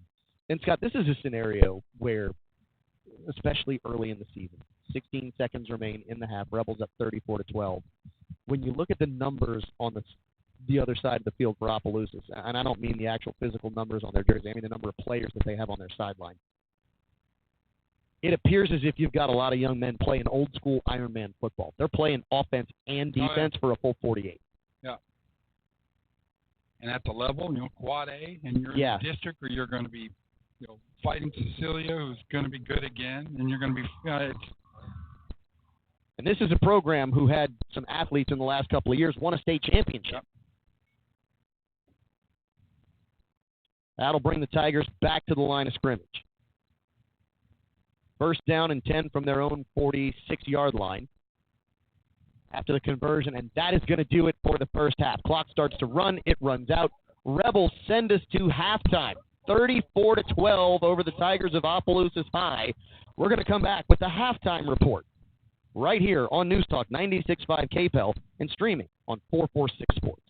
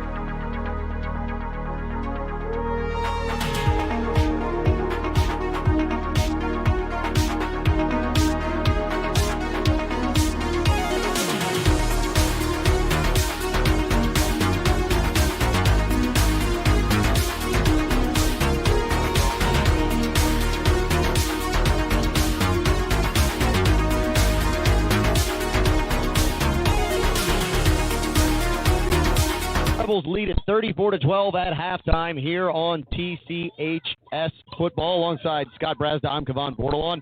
Teurlings Rebels Radio is presented to you by your local Acadiana area State Farm agent. Mr. Brazda, the first half, really, considering it is the first game of the season, the opener for the Rebels could not have gone much better. Particularly offensively. I mean, come on. I mean, have we had any real mistakes on offense? A couple of times there has been some pressure on Munoz, which we didn't see a lot of last year. But the Rebels seemed to – what was that one series where, you know, after Alex got sacked, I mean – we had first, second, and 30. It was 2nd and 27, I believe, or 2nd and 26. And then the next play, you get 15 out of that. And the next play, you get another couple, and then he throws the 15-yard touchdown pass.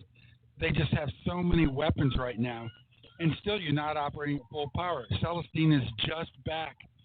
And imagine what he and Viator are going to do, and A.J. Price. And I'm just thinking of those three guys, and not Roddy Stout, who does some nice things. That Alex is going to have so many tools in the toolbox. Schwander's come in and done some really good job. Mama's in English. Did a really good job.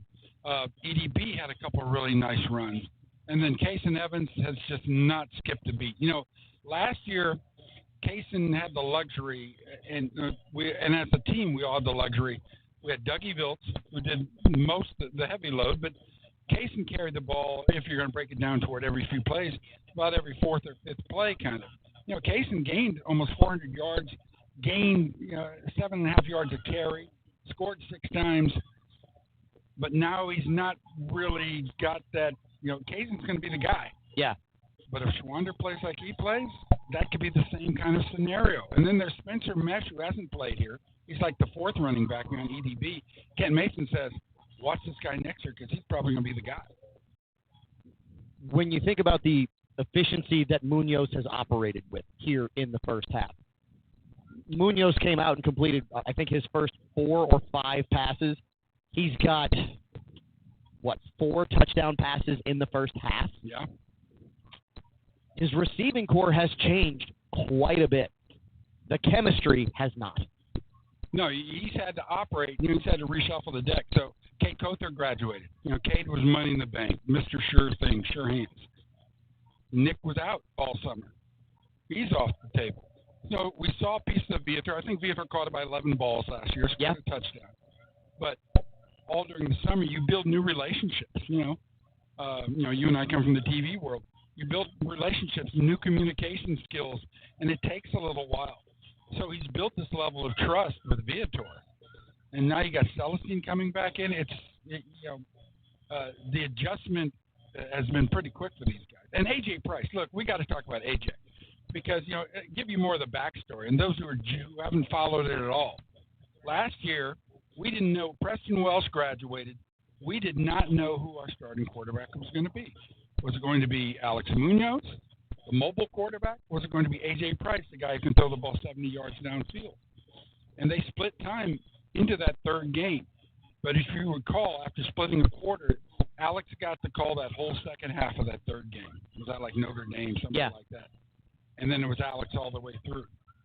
A.J. could have really packed it in. And I heard, he was bummed out, and why wouldn't you be? If you're a competitor, you want to be on the field. And you were starting quarterback 1A or 1B for the first 3 weeks. But, Mikey Corvo and everybody out there said this guy's too good an athlete to have him on the sidelines. We've got to find a place for him. And what I hear from Mike is that A.J. went to him and said, I just want to play. Remember, Jack Purser did the same deal. Yep. So, because Jack could have easily been the starting quarterback. Correct. A lot of people that thought he could have been instead of Preston Welsh. Oh, we were told by coaches, we've got a sophomore who can start, we got a freshman who might be better already. Yeah. That's what we were told. So, Price is in that same situation. And now he's not going to, barring an injury, he's not going to be the starting quarterback. But he goes to Mikey and says, I want to play. Find a place for me. I'll do whatever you want me to do. Well, look at what A.J.'s done his first 3 catches. His first catch is a touchdown. His second catch is like a 30-yarder that gets the Rebels down to the 5 or something like that. And his next one is a really big, tough first down play where you barrel through 4 people. I think A.J. Price is okay with the situation. And it looks like, for guys who are competing for the same job, it looks like Alex really trusts him. I think Price is having one of those big games where he went over 100 yards receiving in the first half. I mean, it's one of those types of nights, and this is maybe just the kind of game that you need before you're going to go on the road for 2 games. Yeah. Next week is going to be at Sam Houston. The week after that is going to be at Notre Dame. It'll be really interesting to see how this team handles coming from a game like this, where they've put up 34 points in the first 24 minutes of the game. They've only given up 12, and to see what that now does for them on the road. We got to take a break here on the halftime show. We'll come back with more of Teurlings Rebels Radio on News Talk 96.5 KPEL and streaming on 446 Sports.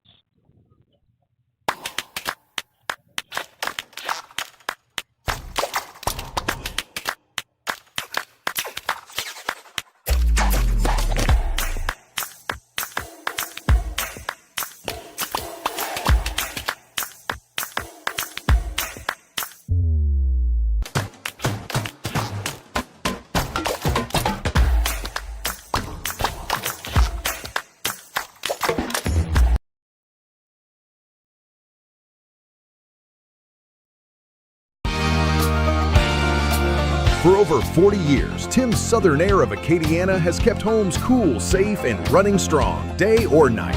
From expert air conditioning services to dependable whole home generators, our certified team is always ready when you need us most.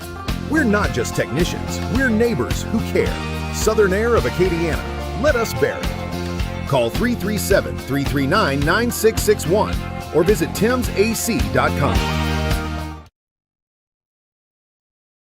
You can start a rewarding career as an emergency medical technician sooner than you think. The National EMS Academy, a division of Acadian Ambulance, can train you in just 12 weeks at their campuses in Alexandria, Baton Rouge, Covington, Lafayette, Lake Charles, New Orleans, and Thibodaux. Students who complete the class and pass the National Registry exam are eligible to work for Acadian Ambulance. Classes start soon. Learn more at becomeamedic.com.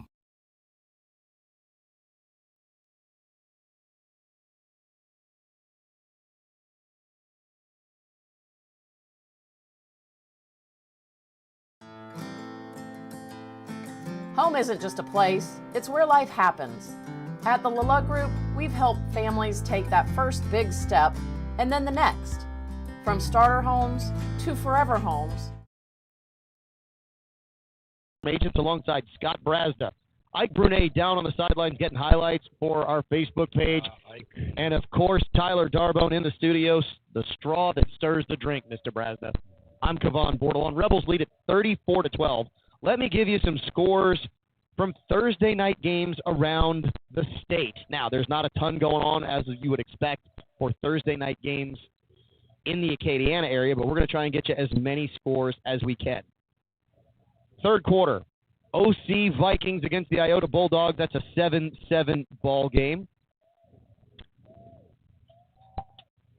See what other scores we have from 1A football. Now we'll jump to 5A football, see who's playing tonight.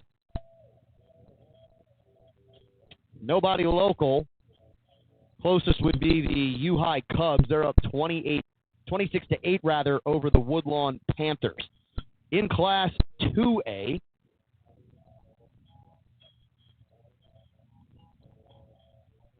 nobody local. Port Barry 7-0 over Crowley. That's a first quarter score. In Class 3A, we gave you the Vikings Bulldogs score. Westgate 14-12 over the Lake Charles Prep Blazers. That's a third quarter score. Church Point 13-7 over North Vermilion. That's a second quarter score. Tyler's thrilled about that one. And a Rebel North Vermilion, a Rebel district opponent, will come here mid-season. That is going to do it for our scores. Of course, your Teurlings Rebels up 34-12 here as we get ready to go to the third quarter. Mr. Brazda, Equitable Advisors, time for the best advice of the game. What do you recommend the Teurlings Rebels do that would be equitable to make sure that they are invested in the right ways in the second half? Oh, well done. Greg Audemont will be so happy. He better be. The way you led into that. Offensively, I wouldn't do anything differently. Maybe clean up a little bit on protection for Alex. It hasn't been drastic, but that's about the only thing I can see. Defensively, right now, it's consistency. It's they've had a great series, and there's been one. I think some of our coverages are a little loose and a little lax. A lot of that might be caused by Opelousas is so speedy, and they've got a couple of small receivers too who can sneak under. But pick up a game a little bit in the secondary, I think. Defensively for the Rebels, we didn't talk a whole bunch about the defense. It seemed that the only times that the defense actually ended up giving up points, once was on a turnover, and the other time was a scenario where the Rebels were playing very, I hate to say, vanilla defense. But they were showing some pressure early. They got the quick 3 and out to get the ball, take the 7-0 lead. And then as the Rebels started to pour on the pressure, that seems to be what makes things go for them. Yeah, at least against Opelousas. And the Rebels trying to mix it up. It's a chess match. They'll start out, for the most part, in their traditional 3-4, but then they'll do some hybrid. They'll do a 4-2-5, and but just trying to keep Opelousas guessing. But I think the results will show as you look at what happened in that first half. Guys, the more we put on pressure, the more we stop those guys. One thing I would like to see late or mid-third quarter, the situation would need to be right. But as Teurlings has always done, I'd like to see a bunch of fresh jerseys out there. Because while you have a senior-laden team, I think you called it when you called the starting offense, it was all seniors. First time I think we've seen that in a very long time. But what that means is that you've got to make sure you start to develop some other players, because as things unfold, not just later this season, but into next season, you've got to keep things moving on that conveyor belt of talent and get them some time. I'd love to see some young players make an appearance here in the third quarter. It'll be interesting to see how Mikey embraces that. We've been under the world of, Sonny Chaponche and Dane Chaponche, who their mantra was usually about mid-third quarter. If you're still up by 20 or so, that's about when you start to see jerseys come out. We'll see what Mikey does. I get the sense that, Mikey would be of the same vein. I don't think, knowing Mikey forever and knowing his dad forever, Mikey's not the kind of guy that wants to stick people around and rack up stats.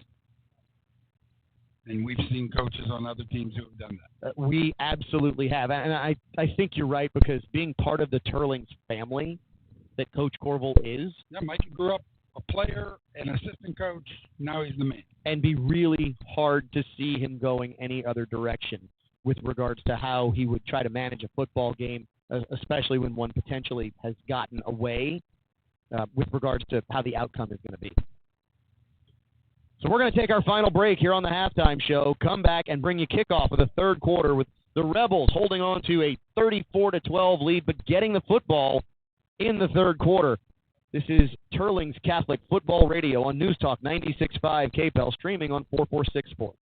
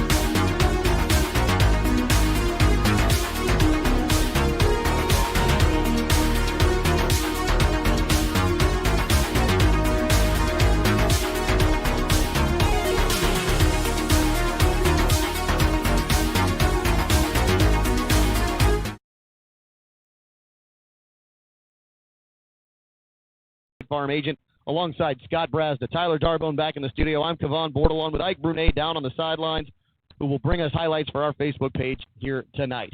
Rebels 34-12 going into the third quarter. Rebels will get the football. And Scott, we always talk about during our postgame show, we recap the scoring. We might be here until about 1:45 in the morning, just with the recap, the way things have gone here. Depends on how long Mikey keeps people out there, I think. Total of 46 points in the first 24 minutes of football. The Rebels with 5 of those touchdowns. Yesterday, I recorded our pregame interview with Mike in the morning just before class started. And I said, Mikey, I've known you since you were Mikey. Now you're a dad. Now you're a husband. And do I call you Mike, Michael, Mr. Corville, Coach Corville? And he's so humble. He goes, Mr. Scott, you've known me since call me anything. So back deep to receive for the Rebels. It's Viator and Chavis. They'll stand at their own 10-yard line. Rebels will move left to right on your radio, Android, iPhone application. That is going to be north to south here in Rebel Stadium. How great is it to see Mike Doherty and Linda Doherty? I haven't seen them in the stadium in quite a while. It's good to see them back. No, and they're talking to assistant principal Lauren Shoemaker, but Mike would text us during games because he listened to us. We'd always get, we'd get texts from him a few times. Talk about a defensive guy who always came up with a solution. It's going to be check up, and it's just going to be on the floor. Can the Rebels get to it? Because that one's trouble, and I don't know that the Rebels did. Opelousas has the football inside the Rebel 35-yard line at the 33. Great play. Rebels have to be more cognizant about whose ball is this. Check that. They'll make it to 34.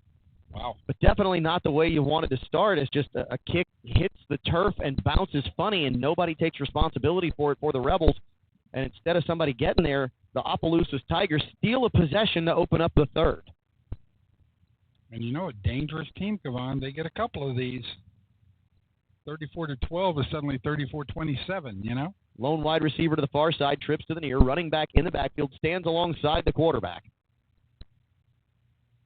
Coach has to run out and grab the tee as it was left on the field.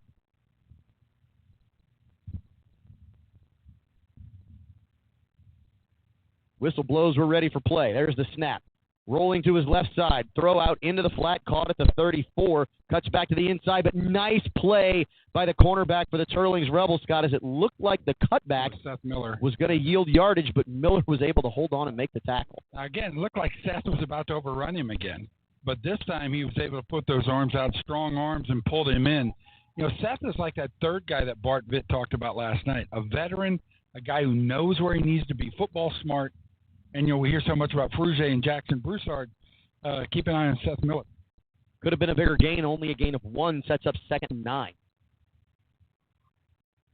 Quarterback keeper left side. He's going to be hit right at the line of scrimmage. He might have gotten a yard. Another really nice play for the Teurlings Rebels. Christian Moe, senior outside linebacker. Nice job, Christian. Glad to call your name. Let's do it a lot this year. Way to wrap him up, man. Officially no gain on the play, makes it 3rd down and 9 for the Tigers at the Rebel 33-yard line. Look, anyone who goes man-to-man, that's a gold star. Absolutely. Empty backfield on Rebels are in pursuit. The throw is over the middle, almost intercepted again. Well read, Scott, on the far side by Chavis as he stepped in front of the receiver and just couldn't hold on. And with Caden's speed, all you would have seen was sideline. Because Caden got a hand on it and overran it at full bore. That would have just been something our track team would enjoy. That brings it to 4th down and 9, and with the Tigers being in no man's land, they're going to go for it. Why not? You're able to steal the possession, line up all your wide receivers. It's trips to the right side. Lone wide receiver, though, will now come to the near. You send an extra body. Doesn't look like we're thinking about it. 3-man front. Straight drop back again. Got a flag on the play. Yeah, you've got a hold, Scott, as the Rebels are going to get him out of bounds after a very short gain. 2 flags on the play. They're both probably going to be on the offense. And, yeah, the Rebels have already declined it. That's going to be a turnover on downs, and the Rebel offense is going to come out onto the field after the defense forces the 3 and out on the Opelousas forced turnover on the kickoff. Just a real smart coverage dialed up by Bart Vitt. 3-man front, and then you just, stack the backfield.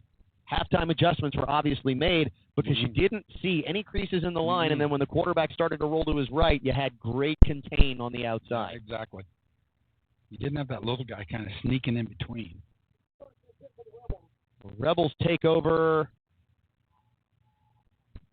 Looked like it was going to be the 35. Now it's going to be the 31. So it's a Chick-fil-A first down and 10 from their own 31-yard line. Rebels with a 34-12 lead, 10:26 remaining on the Oshner Lafayette General Orthopedic game clock.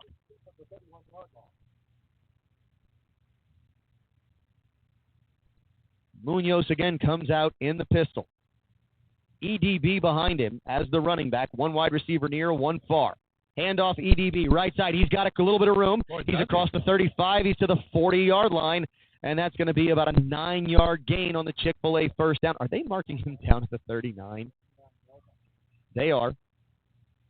We have another player down on the field at the Rebel 39. How did we lose a yard? As we always ask, please say a prayer for any injured player. Ricky Landry making his way out onto the field to check on the injured Opelousas Tiger. We ask that you do the same. I mean, how great is Ricky Landry zooming out there? And in the past, Ricky and the late, great Dr. Perry. Yeah, I wonder about Drake. So we have Drake Perry. Drake's a senior this year. He's in my son Nick's class. And, last year, Dr. Perry had died just a couple months before the season started. So last year was a bit of a fog. He had his brother Gresham, who was on the team, now at Tulane? Correct. And then, of course, Drake. This is Drake's first full year where he's the Perry. He's the guy. He's under his brother's shadow. And perhaps, you're always going to miss your loved ones. I miss my mom and dad dearly. But you learn that life goes on, and, Drake's, back at it in full bar. I wonder if we're going to see him on defense at all. If Mike's going to go that route, if Bart on occasion will, because Drake did some really nice defense when we needed a bigger body. He did. Injured Tiger up and off the field under his own power. Great to see. Wish that young man well. 2nd down and 2 from the 39-yard line. Munoz rolls. It's a reverse. Price is going to throw it, though. That pass is incomplete. As really nice coverage by Opelousas. Pass was intended, I believe, for Viator, and Viator had to go up to attempt to make the catch and try to do it over a defender. Luckily, he was able to stop it from being intercepted. I asked Kent Mason, I said, is there a play that you're going to try to do sort of like where AJ comes out of the tight end position and we toss it to him and he throws downfield, goes, we've talked about it. Well, clearly they've done more than talk about it. Handoff, EDB on 3rd down. EDB across the 45 to the 50 to the 45, fighting his way to the 42-yard line. Rebels got away with 1 wide receiver on the far side, moved a little bit before the snap. Hate to see that. We'll take it, but we got to call it out because if we see it, we got to make mention of it. Yeah. EDB for 22 or so. So Rebels convert the first down on 3rd and 2. EDB's threatening Kaysen for leading rusher. Munoz changing the play, trips wide to the near side. Tight end is at the line of scrimmage there as EDB gets the carry, breaks a tackle in the backfield. He's inside the 40. He'll be marked down inside the 35 at the 34. It's going to be really close to another Chick-fil-A first down and 10, gain of 9 on the play. And actually, come on, it's Spencer Mesh the last 2 plays. A little bit taller than EDB, but he's the guy that Kent Mason says could very possibly be the guy next year. Scott, I'm getting old. Hard to see the numbers from up here. Well, look, 26 is all squished together, too. It can't be you and me getting older, I swear. 2nd and short. Munoz keeps it around the right side. Munoz drops the shoulder at the 30, picks up the Chick-fil-A first down, moves the chains, and the Rebels keep orthopedic game clock in the 3rd. Viator taken out there. Yep, number 14. He comes back out there. Celestine split wide to the near side.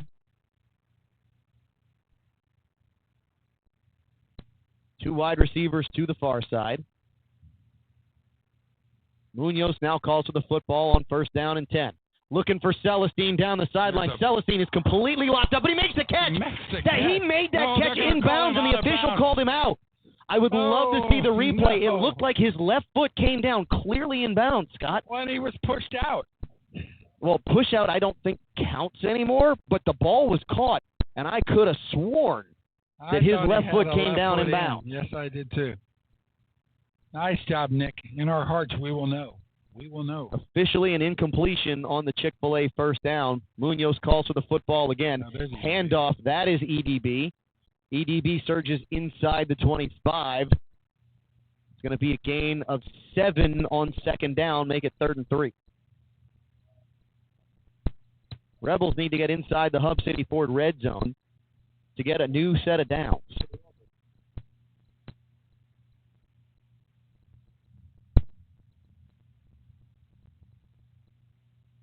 Or the Kent Mason book on running backs. Case and Evans reads holes better than anybody. Schwander, big and physical. EDB hides well. Spencer Mesh may be the most talented, but he's the youngest. Munoz wants to throw under pressure. Nice throw and catch as Munoz had a man in his face. Price. Oh, no, they said incomplete to Price. Oh, no.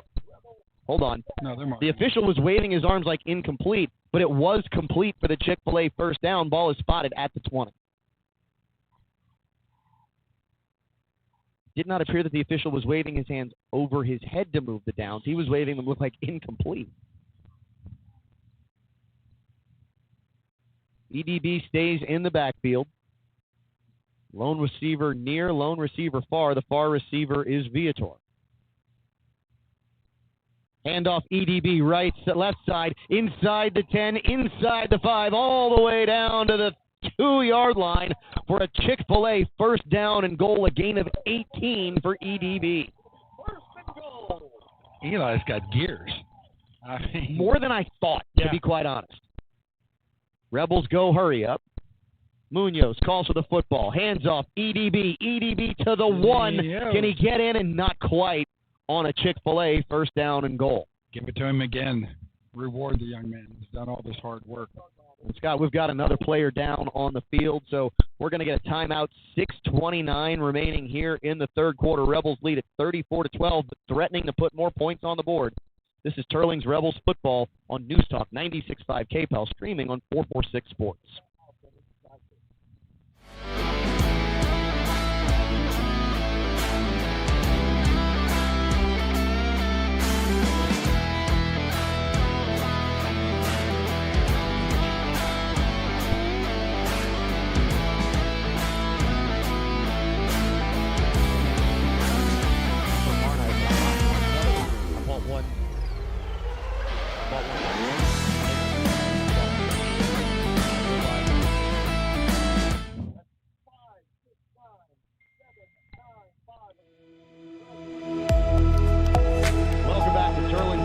Football Radio. Rebels lead it 34-12.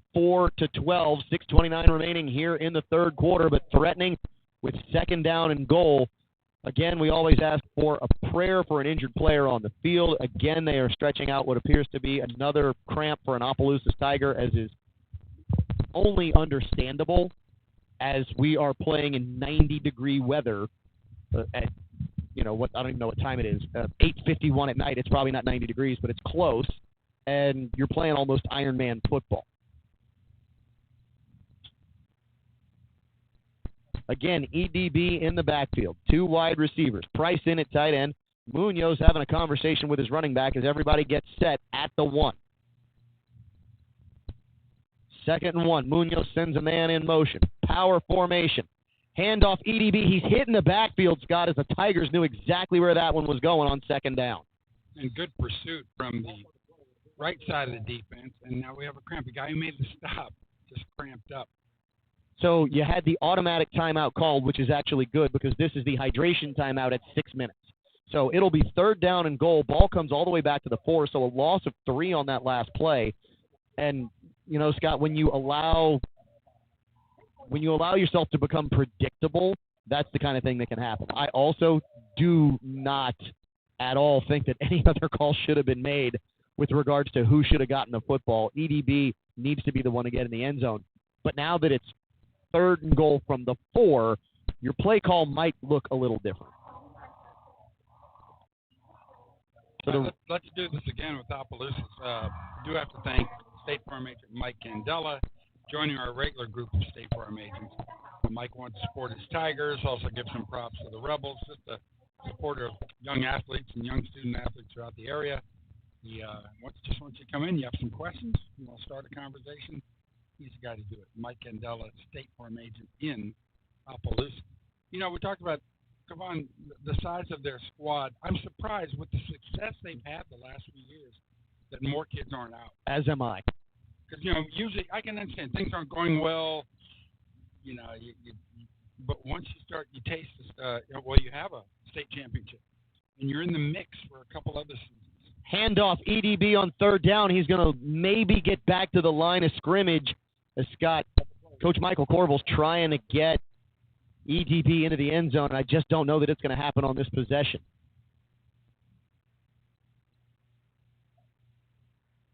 Now, here comes the question. Do you use this as an opportunity to see what your field goal unit looks like, or do you go for it on 4th and goal from the 4? We've got fresh receivers right now. Riley Stout off to the left, Nick Celestine off to the right. And it does not appear as if there was any hesitation to send Boudreaux out onto the field. Instead, Rebels going for it. 4th and goal from the 4. Munoz calls for it, throws it up in the back of the end zone, and it's going to be off the back of a defender.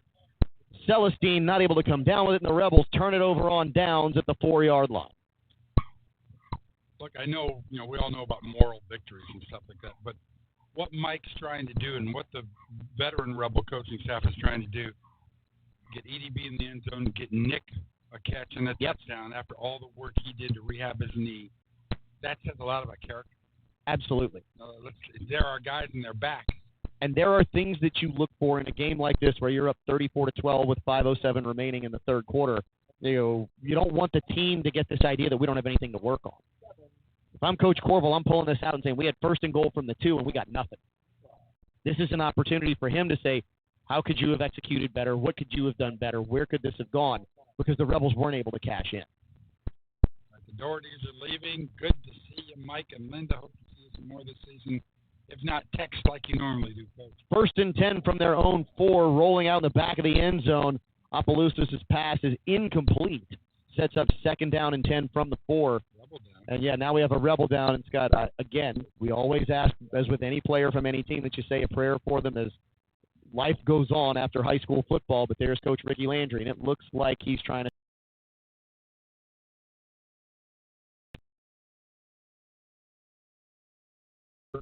90, that's Snyder? I can't quite tell. I am Snyder, the senior defensive lineman. Jack's had some nice moves tonight. And he has been on the field, I think, for every defensive snap here tonight. So he has certainly seen a lot of action.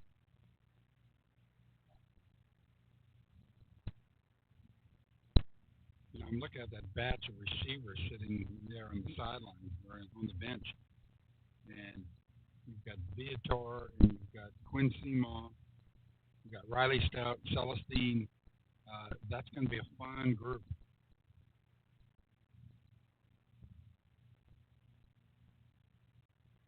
See if they can get this young man up and moving. As Ricky's got that foot, and he's holding onto the heel and pushing that toe back to try and stretch the calf out. And yes, it is 99. It is Jack Snyder, yeah. And he is walking off under his own power, which is great to see. He'll come out for a play or two. Hopefully they can get some fluids into him. And now he's on his own power. Just said that. The stretch out incredibly painful. Back to the field of play. It's going to be 2nd down and 10 for the Opelousas Tigers in the shadows of their own goalpost at their own 4-yard line.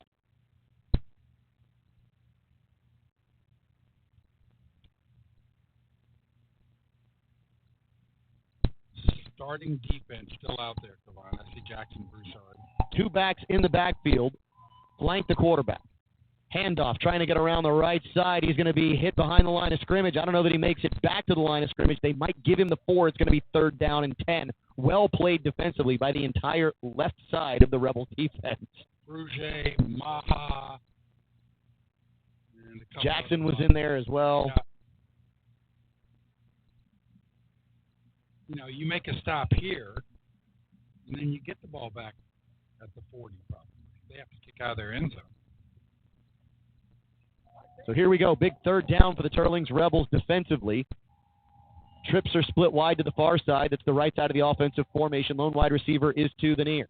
Quarterback in the end zone going to try and break away. He's going to get to the 5, the 6, maybe the 7, but it's going to be 4th down and long for Opelousas from inside their own 10 with 4:08 remaining here in the 3rd quarter. Look, all of our sponsors are great, but one of our new guys, Craig Spadoni, the Bead King, you know, anytime we're doing the injury thing, I get a note from him. Big prayers from the Bead King. Love that. We picked the right people. Absolutely love that. That tells you who the Teurlings family is, and it is outstanding to hear that. The punter for Opelousas will stand in his own end zone as they make sure they have enough bodies out on the field for the punt unit. Not uncommon for basically any high school football team in week 1. Chavis stands at the Opelousas 40. Timeout Opelousas. We're going to take a timeout here in the booth. Rebels lead at 34-12. 3:25 remaining in the 3rd quarter of the Oshner Lafayette General Orthopedic Game Clock. This is Teurlings Rebels football on News Talk 96.5 KPEL and streaming on 446 Sports.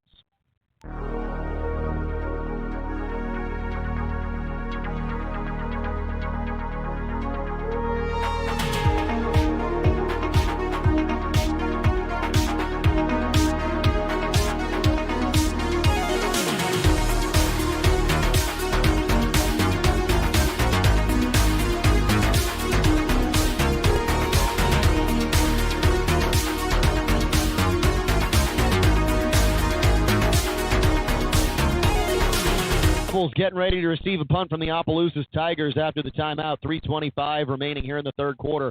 Teurlings leads at 34-12. Teurlings Rebels football is presented by your Acadiana area State Farm agent. Caden Chavis stands at the Opelousas Tiger 40-yard line. Rebels have almost everybody at the line of scrimmage, but will not send the house. Punt is away. Line drive, it's going to hit and bounce. Thought it was going to go out of bounds. It took a check bounce back towards the middle of the field and then rolled to the 49-yard line. Chavis, I'm sure, would have loved to have had an opportunity to play it, but given the punt, it just wasn't going to happen. So the Rebels will start with the Chick-fil-A 1st down and 10 at their own 49-yard line. Especially a line drive and rolling low. You know, fielding your grounder is tough enough. And I'd be willing to bet Caden learned his lesson from trying to field one earlier in the game that maybe he should have left alone. Sometimes those mistakes are the biggest blessings that we have as we move forward. Munoz back in. Calls for the football. Handoff up the middle. A little bit of running room. Inside the 45 to the 40 to the 35. Barreling his way down to the 30 for the Teurlings Rebels. I got to get a number on this. That is number 21 for the Teurlings Rebels. That is Schwander.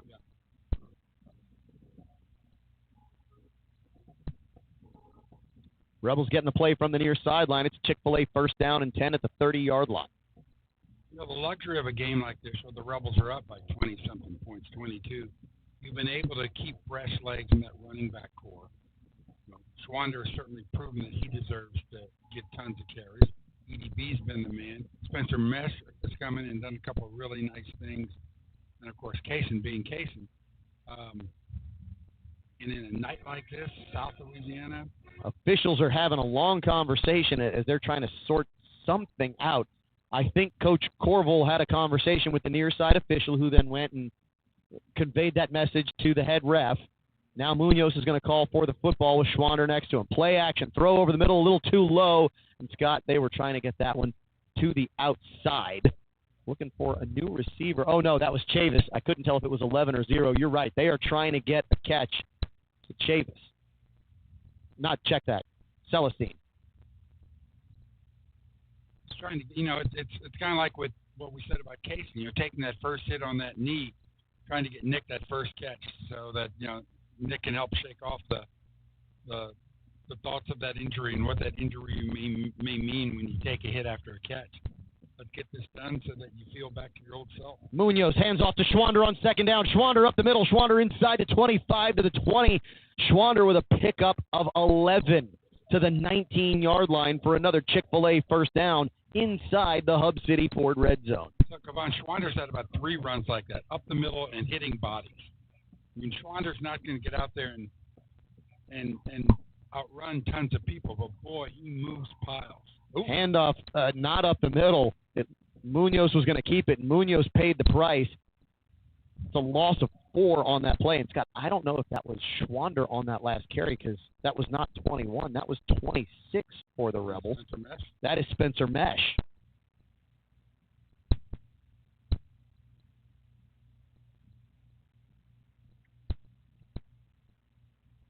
So the loss of 4 makes it second down and 14. Check that, loss of 5, second down and 15. Let's fuss at Joe Hines because Spencer's 26 is all crunched up. He needs there. Look at him. Handoff to Mesh. Mesh is barreling inside the 20. He's going to pick up more than the 6 that was lost. Looks like he's going to be down at the 18. I want to go back to my book on Spencer Mesh. Spencer Mesh, this is from Coach Mason, running backs coach, may not get as much time as the other 3 because he's underclassmen, but he may be the most talented. Very smooth and makes few mistakes. Great instincts, similar to Dougie in size. Third down and officially a gain of 5. So 3rd and 5. Handoff Mesh left side. Mesh breaks a tackle at the 20. Cuts inside at the 15 and dives towards the 10. He's going to be really close to a Chick-fil-A first down, and he picks up 9 on 3rd and 10.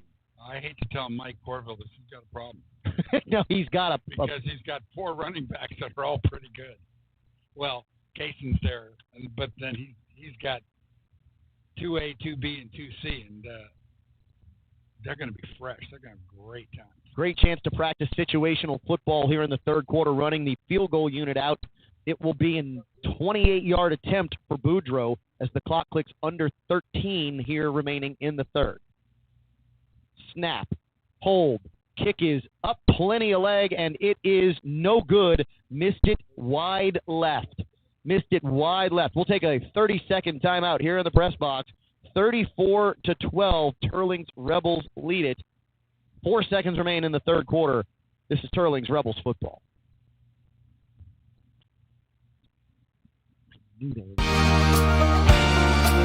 For over 40 years, Tim's Southern Air of Acadiana has kept homes cool, safe, and running strong, day or night.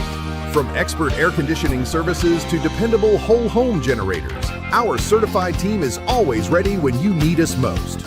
We're not just technicians, we're neighbors who care. Southern Air of Acadiana. Let us bear it. Call 337-339-9661 or visit timsac.com. For Teurlings Catholic Football Radio, 34-12, the Rebels lead it with 4 seconds remaining here in the third quarter.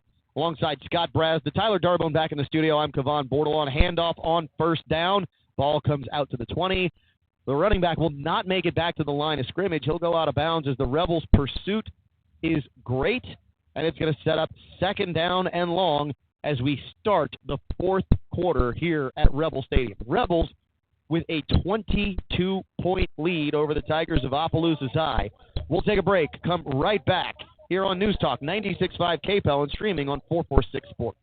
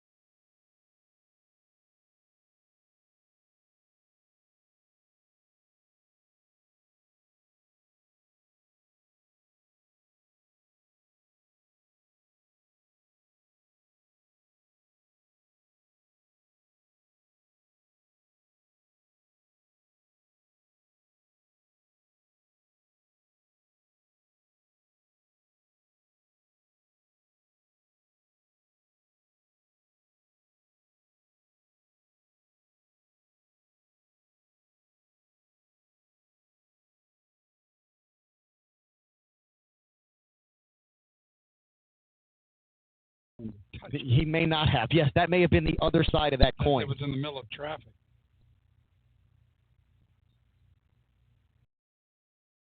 Let's go to Sam Houston on Friday. Opelousas. You know they're on the road again. Mesh in at running back in the pistol. Stands behind Munoz. Handoff up the middle. Mesh inside the 30, inside the 25. And Mesh is going to be marked down at the 20-yard line. That's enough for a Chick-fil-A first down and a gain of 12 on the carry. The legend that is the Bandit, he's listening. Mike will be back at work with St. Martin Parish games. Still feels like Big Dave is still here. Yes, it does. And I know Mike misses him all the time. That was one of the preeminent and most fun broadcasting teams in history. Chick-fil-A first down and 10, edge of the Hub City Ford red zone. Mesh inside the 25, churning his legs, and he's going to be down really close to the 10. They might call it the 9. No, the near side official had him spotted at the 10, walked it back to the 9. It'll be a gain of 9, second down and 1.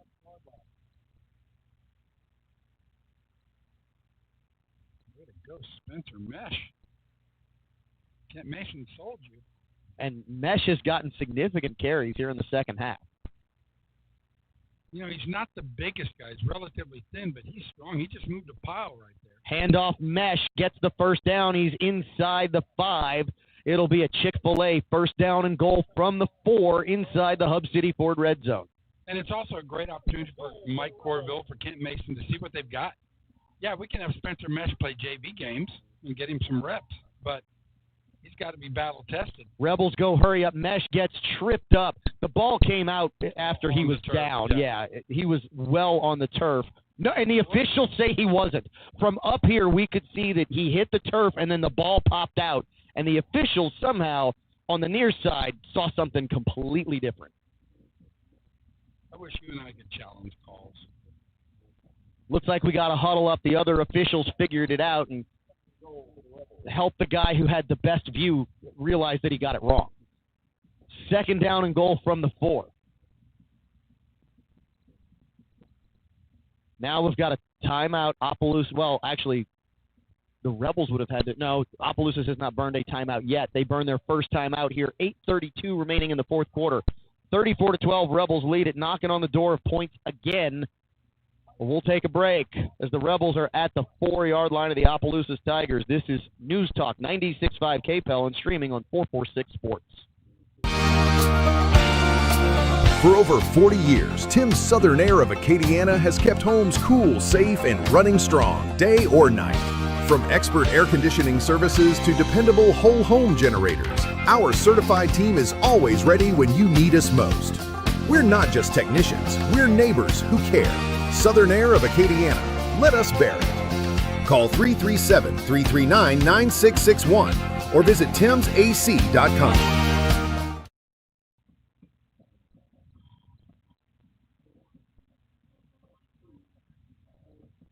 Back at it, second down and goal from the 4. Handoff, guess who? Mesh, surging inside and into the end zone. Mesh finds a Cafe Sidney May 6, a 4-yard touchdown rumble with 8:26 remaining in the ballgame. Rebels have cracked 40 pending the PAT. Really nice job. Great blocking. You know, we haven't given the offensive line in many props as we should. But they're creating those holes for Mesh and for EDB and for Schwander and, of course, for Casey. That sends Boudreaux out to attempt the PAT. Snap, hold is down, kick is up, and they got a hand on it, but it managed to get through. It's 41-12, 8:26 left on the Ochsner Lafayette General Orthopedic game clock in the ball game as the Rebels have extended their lead over the Opelousas Tigers. We'll take a break, come back, ensuing kickoff right after this on News Talk 96.5 KPEL and streaming on 446 Sports.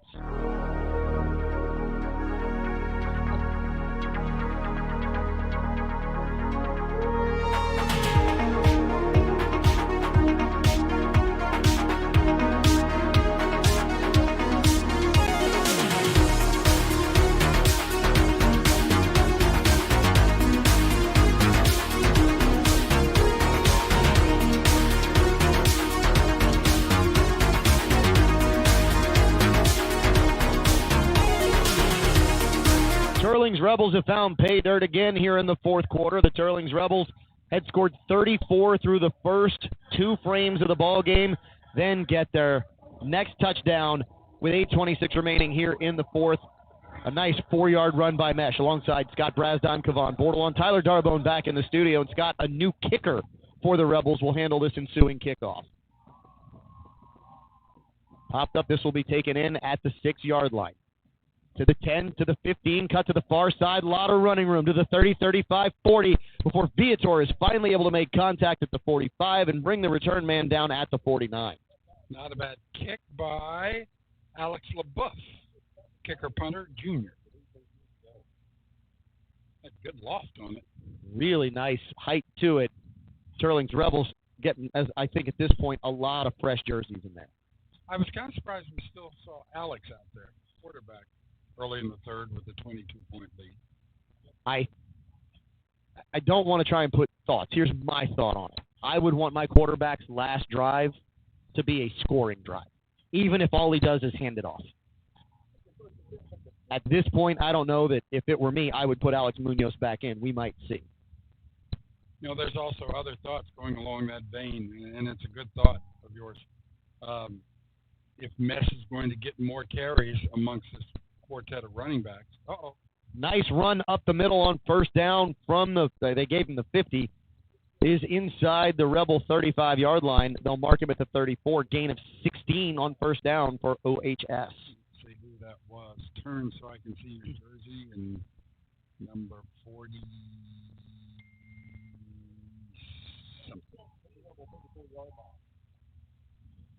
So, Scott, we are seeing wholesale change defensively for the Rebels. Handoff to the right side, breaks a tackle inside 30, ball's out. Rebels get it, and that is a clear fumble with a recovery by the Teurlings Rebels and out of bounds just shy of the 30-yard line. Nice recovery by the Rebels, the young Rebels defensively, to force the fumble, pick it up, and return it. Same guy who made the last tackle, Luke Aber, number 42.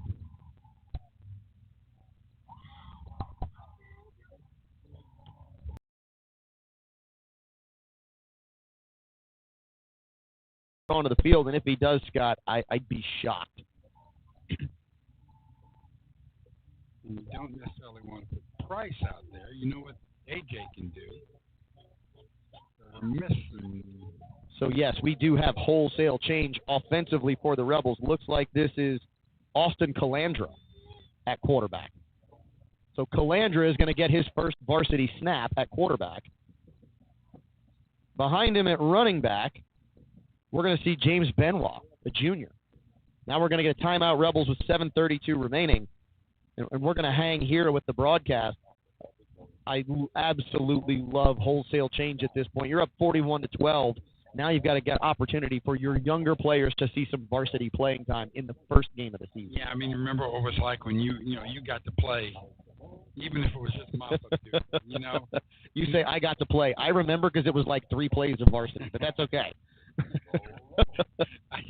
I swear I didn't mean it like that. It's okay.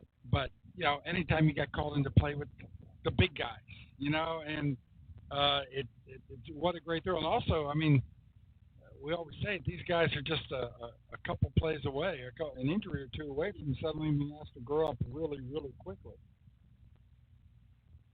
Calandra calls for the football. Hands off Benoit straight ahead. A little bit of crease of a running room.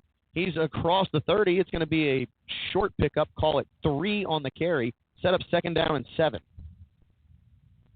Let's get you some other names and numbers, guys. And Andrew LaBeouf, the wide receiver, the junior, he's out there. Calandra, we've already talked about. We'll rattle off some more as we get them. Ball spotted at the 31-yard line. I'm surprised we haven't gone complete running clock. We've been pretty close to it, but we've seen a couple stoppages here late in the third and in the fourth. Kagan Boone, the wide receiver. Handoff straight ahead. Benoit. Benoit's got room. Benoit across the 40. Steamrolls a man at the 45. Still on his feet to the 50, the 45. And the Rebels get another big Chick-fil-A first down. This one's inside of Opelousas Tiger territory as Benoit makes his presence known. All right, Mike Corville, you have a bigger problem now. And Corville's fired up. He's a 5-headed monster now. Loves seeing him on the sidelines as he goes and congratulates his young running back. Which means now, Scott, we get another fresh body at running back, and it looks like that is Hudson Clavel, number 23. All right, Hudson, you can top that. Go 40.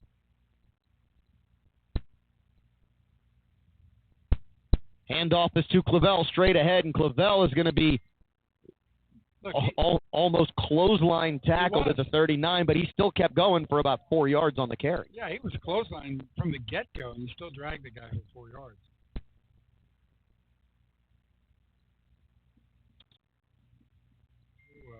Quick timeout on the field. We're going to stay here with 6 minutes remaining in the fourth quarter. This is another hydration timeout, as it appears the players have certainly needed it here tonight. We've seen a number of cramps.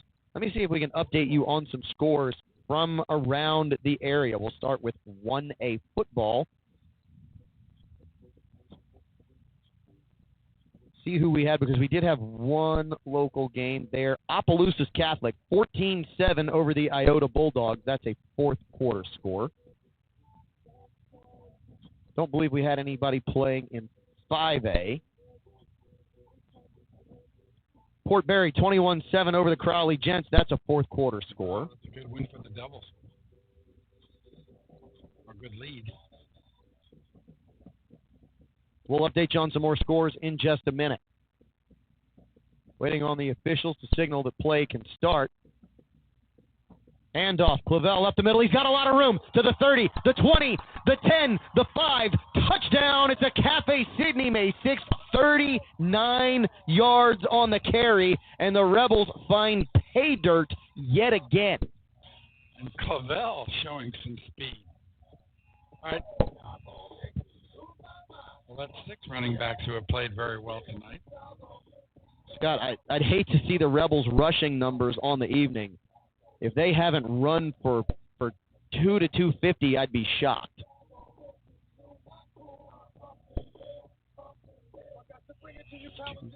$291. Thank you, Kevin Foote.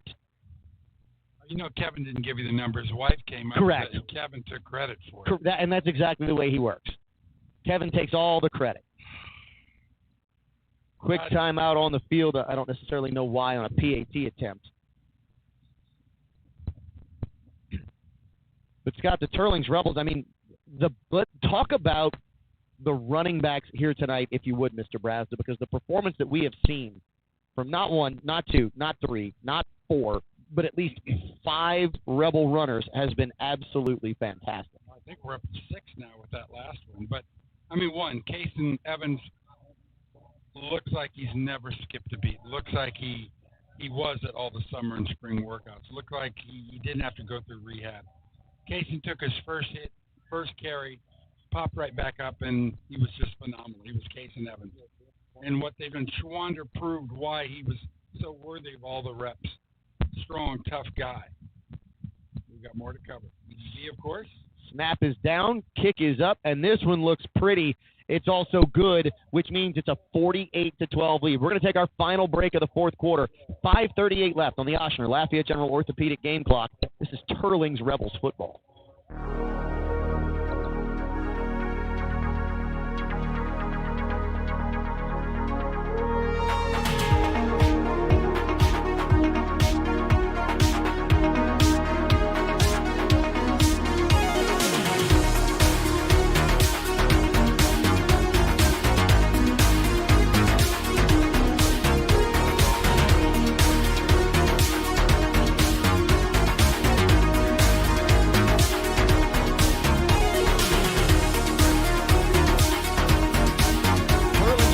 Find pay dirt twice here in the fourth quarter, both times on the ground, and have taken a 48-12 lead over the Opelousas Tigers alongside Scott Brazda. I'm Kevon Bordelon. Tyler Darbone back in the studio. Ike Brunet on the sidelines, and let me tell you, Ike has got his work cut out for him as the Rebels have put 7 touchdowns on the board here this evening against Opelousas. For him to get you those highlights that we can put on our Facebook page. This kick is nice high up in the air, taken in at the 12. Stutter step to the 15, to the 20, just shy of the 25. Rebels coverage unit learned their lesson, and that is where the Opelousas Tigers will start their offensive series just shy of their own 25-yard line.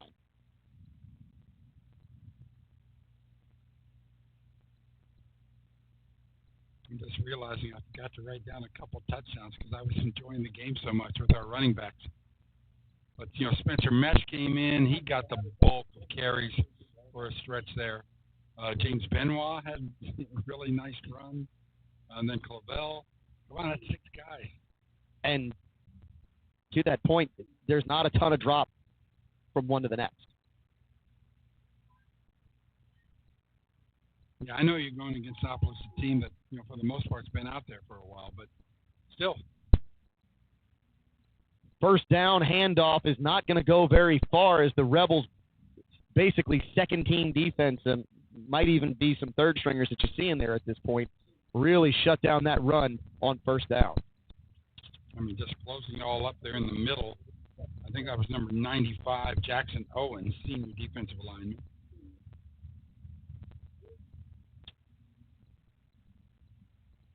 Branson Cuvillon out there on the D-line right now, number 50.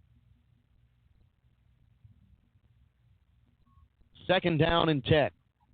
Twins near, twins far. Tigers moving left to right on your radio, Android, or iPhone application. Man goes in motion to the far side. Now he'll set up in the slot. Snap, handoff, inside run is going to cross the 25, get to about the 30. Gain of maybe 6 on second down. When you're a running back, coming in really hard and fast. But, Zachary Broussard, number 18 for the Rebels, just going man to man. And a guy's coming right at you, and you're standing still. And he holds his ground. Good shot.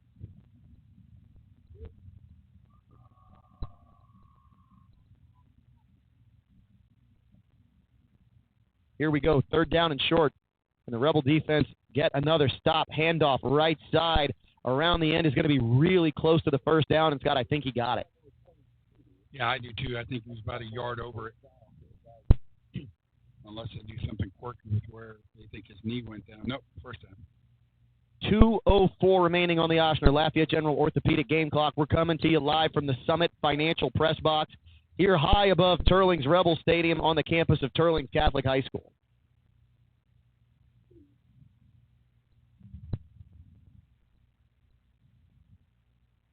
Good-sized guys on that line. Looking to pass on first down. Now rolling to his left. Wants to throw. He's got a man, and it's Rebels say it's incomplete. The official on the far side said he trapped it on the ground. The incompletion is going to set up second down and 10 with the clock continuing to run as we approach under a minute 20 left in this ballgame. Good pressure. Charlie Rochon,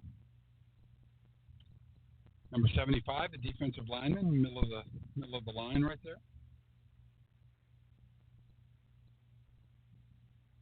About to hit 1 minute remaining in this ball game. 15 seconds on the play clock. Tigers look like they're milking it for everything it's worth. Fake the handoff. Keep around the left side for the quarterback. He's going to get to the 35 and slide. He's going to get hit, and I hope he's okay just because he slid and did get some contact. No flag on the play, it appears. I don't know if he slid late or if he slid just to avoid the contact, as I'm sure that the Opelousas Tigers want this to be over. And come on, I didn't really see the contact. I mean, maybe a leg is... And there's the flag. And I don't know if this is going to be on the coach from Opelousas because he's out there at the hash talking to the official. But here's the deal. It's not going to matter.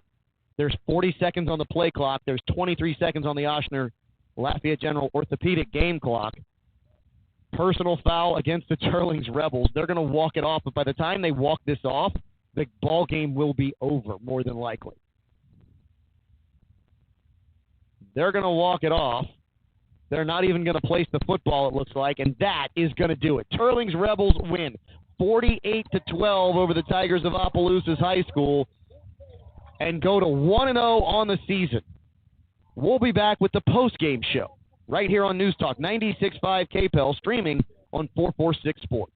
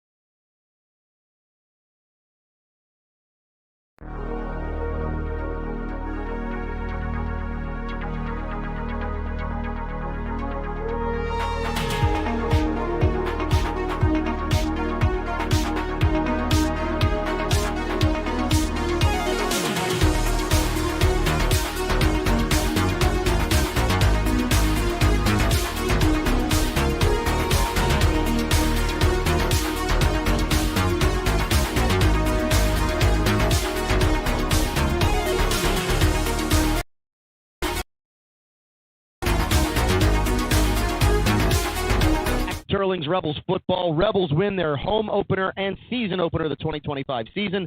And Scott Brazda, the Michael Corval era at Teurlings Rebels football starts probably exactly how he would have liked a 48-12 win to go to 1-0 on the season. This one over the Opelousas Tigers. Starts off beautifully, and so many things went right. I mean, the offense was fantastic. I mean, after the first two series, we're going, man, I hope we're not peaking too early. Munoz and A.J. Price, the two quarterbacks have teamed up to form this wonderful receiving tandem. A.J. Solidifying in one game that tight end position. And it shows, I mean, they've got confidence in him. They were not afraid to throw to him and in tough situations. This guy's played quarterback most of his life, but he's not afraid to put his helmet down and shoulder down and, split the world there. Great catches out there. That offensive line, and let me find our lineup against Kavan, but, they never get enough credit. Nope. But, what these guys did, protecting Alex and creating holes for like 6 running backs who really had great showings. Matthews, Drake Perry, Burrows, Olivier, Kramer, and these are just the starters that Robbie Richard has. Those guys, money in the bank. And, something that even Dane told me last year, if you run the ball well, turnovers are minimized, and you control so much of that. Obviously, what we saw here tonight, you run the ball well. You were rarely in a position where you had to throw. And when we did, Alex connected like for a 15-yard TD. But if you run the ball well, you control it, and you've got a guy who can throw like Alex, things are going to go pretty well. Things went almost as perfect as they could go. You had the one special teams flub, the one turnover of the night for the Teurlings Rebels. And Caden came back and made the next 2 tackles. Correct. And the other thing that I will say, and this is the one thing that if I'm Coach Corval, I might look at, it is this. In the second half, the only time that we actually saw Munoz just out of rhythm, Opelousas had some success with blitzing the quarterback on quick throws. They got in Munoz's face. They were able to hit him. Now, Munoz made a couple of really nice throws with significant pressure. But the ability for Opelousas to get to him, if I'm an opposing coach and I'm watching film, it makes me think I got to make sure that I blitz this quarterback, because if I don't, he's going to eat me alive. Yeah. And success on the blitz might be the way to do it. Yeah, that's a good point. Now, let's flip the switch on the defensive side, Kavan. And, there were a couple series where they were kind of out of sorts, but I tell you, Opelousas is quarterbacking great, and I get the feeling they gave him the green light. I trust you enough to run for 10 or 15, and he did it a few times for the Rebels. But the guys you were counting on did their jobs. Right? So, the bigger other guys who were growing up so quickly did a terrific job. Jack Snyder had a really nice game from a defensive end side. The guys in the secondary, along with Caden, these guys played really well, particularly in the second half, because we'd seen gaps and some lapses in the first half. Second half, they shut the door. Yep, and they did give up the one passing touchdown. The one thing, I'm like you, number one, you got to worry about speed on the outside. The secondary, the safeties, which was a little bit of a concern, seemed to do a nice job. Yeah, secondary. You had the one issue with coverage on the touchdown that was given up. The one thing that might concern me, I don't know if it was on vanilla defensive calls, but escapability. Always been an Opelousas quarterback. They've always created things to keep the team in there. But hats off to the Rebels. I mean, I'll flip it back to offense too. Andrew Viator had a couple of nice catches, and he had some jets as he, moving down the sidelines. It was Caden. Casey Evans looked like he just never skipped a beat. And with the running attack going as well as it did, with Schwander coming in right after that, and EDB, and of course Spencer Mesh and the other guys. But those first 3, Casey was ever able to do a series or 2, take a little break, but he kept coming back. And he looked like he was money in the bank, and it was just awesome. He didn't get that catch yet, but it was just awesome seeing Nick Celestine back out there after his injury. And, Nick will shake it off, and, the knee will start to cooperate more and more, and I have no doubt he'll be Nick Celestine all over again. We'll come back with more of our post-game show here on News Talk 96.5 KPEL, streaming on 446 Sports. We'll recap the scoring, talk a little bit about next week, and shut it down as the Rebels win 48-12 over Opelousas.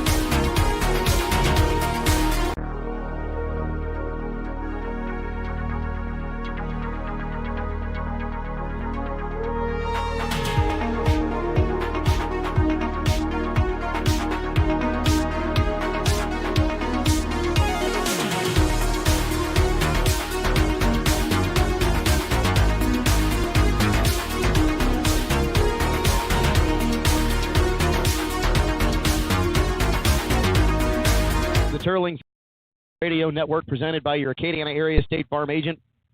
From the Summit Financial Press Box alongside Scott Brazda, I'm Kavan Bordelon. Rebels win 48-12 over the Tigers of Opelousas High. I'm going to give you some quick stats so I don't forget them because Scott has the scoring written down.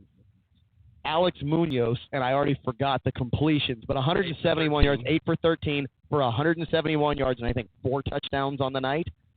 The Rebels rushed for 291 in the opening game of the Michael Corville era. Great way to do it. Mr. Brazzi, you want to give us the scoring real quickly, and then we'll close it out. Quickly. 10:01 in the first. Munoz to Price, 32 yards. Rebels up 7-0. Opelousas would score, make it 7-6. Rebels come right back to make it 14-6. And Munoz with another score. Then let's see. Rebels went up 21-6. Munoz to Viator from 15 out. Then it was 21-12 as Opelousas scored. Casey Evans ran one in from 19 out, not skipping a beat. That was 27-12. It was 34-12 at the break because just before that, Munoz, the swing pass to Viator, 2 touchdown passes, 2 touchdown catches for Viator. 34-12 at the break. Rebels would add to a little bit more. Spencer Mesh had a big run. He had a great couple series for the Rebels. And then Covell scored one from 25 out to make it 48-12. Rebels offensively, top of the line. Next week at Sam Houston, the Rebels maybe not knowing what to expect, but it seems like there's a great foundation, Mr. Brazda. Yeah, it definitely seems like. And again, what a great way to start in terms of you're doing what you can. I mean, last year you were 10-2, so essentially now in your last 13 games, this core group, all seniors on offense, 6 or 7 seniors on defense, you're 11-2 the last few games, playing very well. Good confidence builder too for the guys that are just coming in and starting to get more reps. Andrew Viator is no longer the number 3 or 4 receiver. He's now the number 1 or number 2 receiver. Great moments for him. A.J. Price, a new position. And he was able to throw a ball as well. So he hasn't quite left the quarterback world. AJ played such a great game as a receiver, and the Rebels, Alex Munoz has another weapon. Any parting thoughts as we close this out? Great way to start, and congratulations to Mikey. Proud of him, and let's see what happens in week 2. I see the Matthews are all taking pictures. I see that. We will have Ike Brunet highlights on our Facebook page as soon as we get those. Go find us there at the Teurlings Catholic Football Radio Network. We're going to go ahead and close it out. Rebels win 48-12 over the Opelousas Tigers. For Scott Brazda, Ike Brunet back at the Ike Brunet here at the field. Tyler Darbone back at the studio. I'm Kevon Bordelon. Have a great night, and remember, don't do what's easy. Do what's right. We'll see you in 7.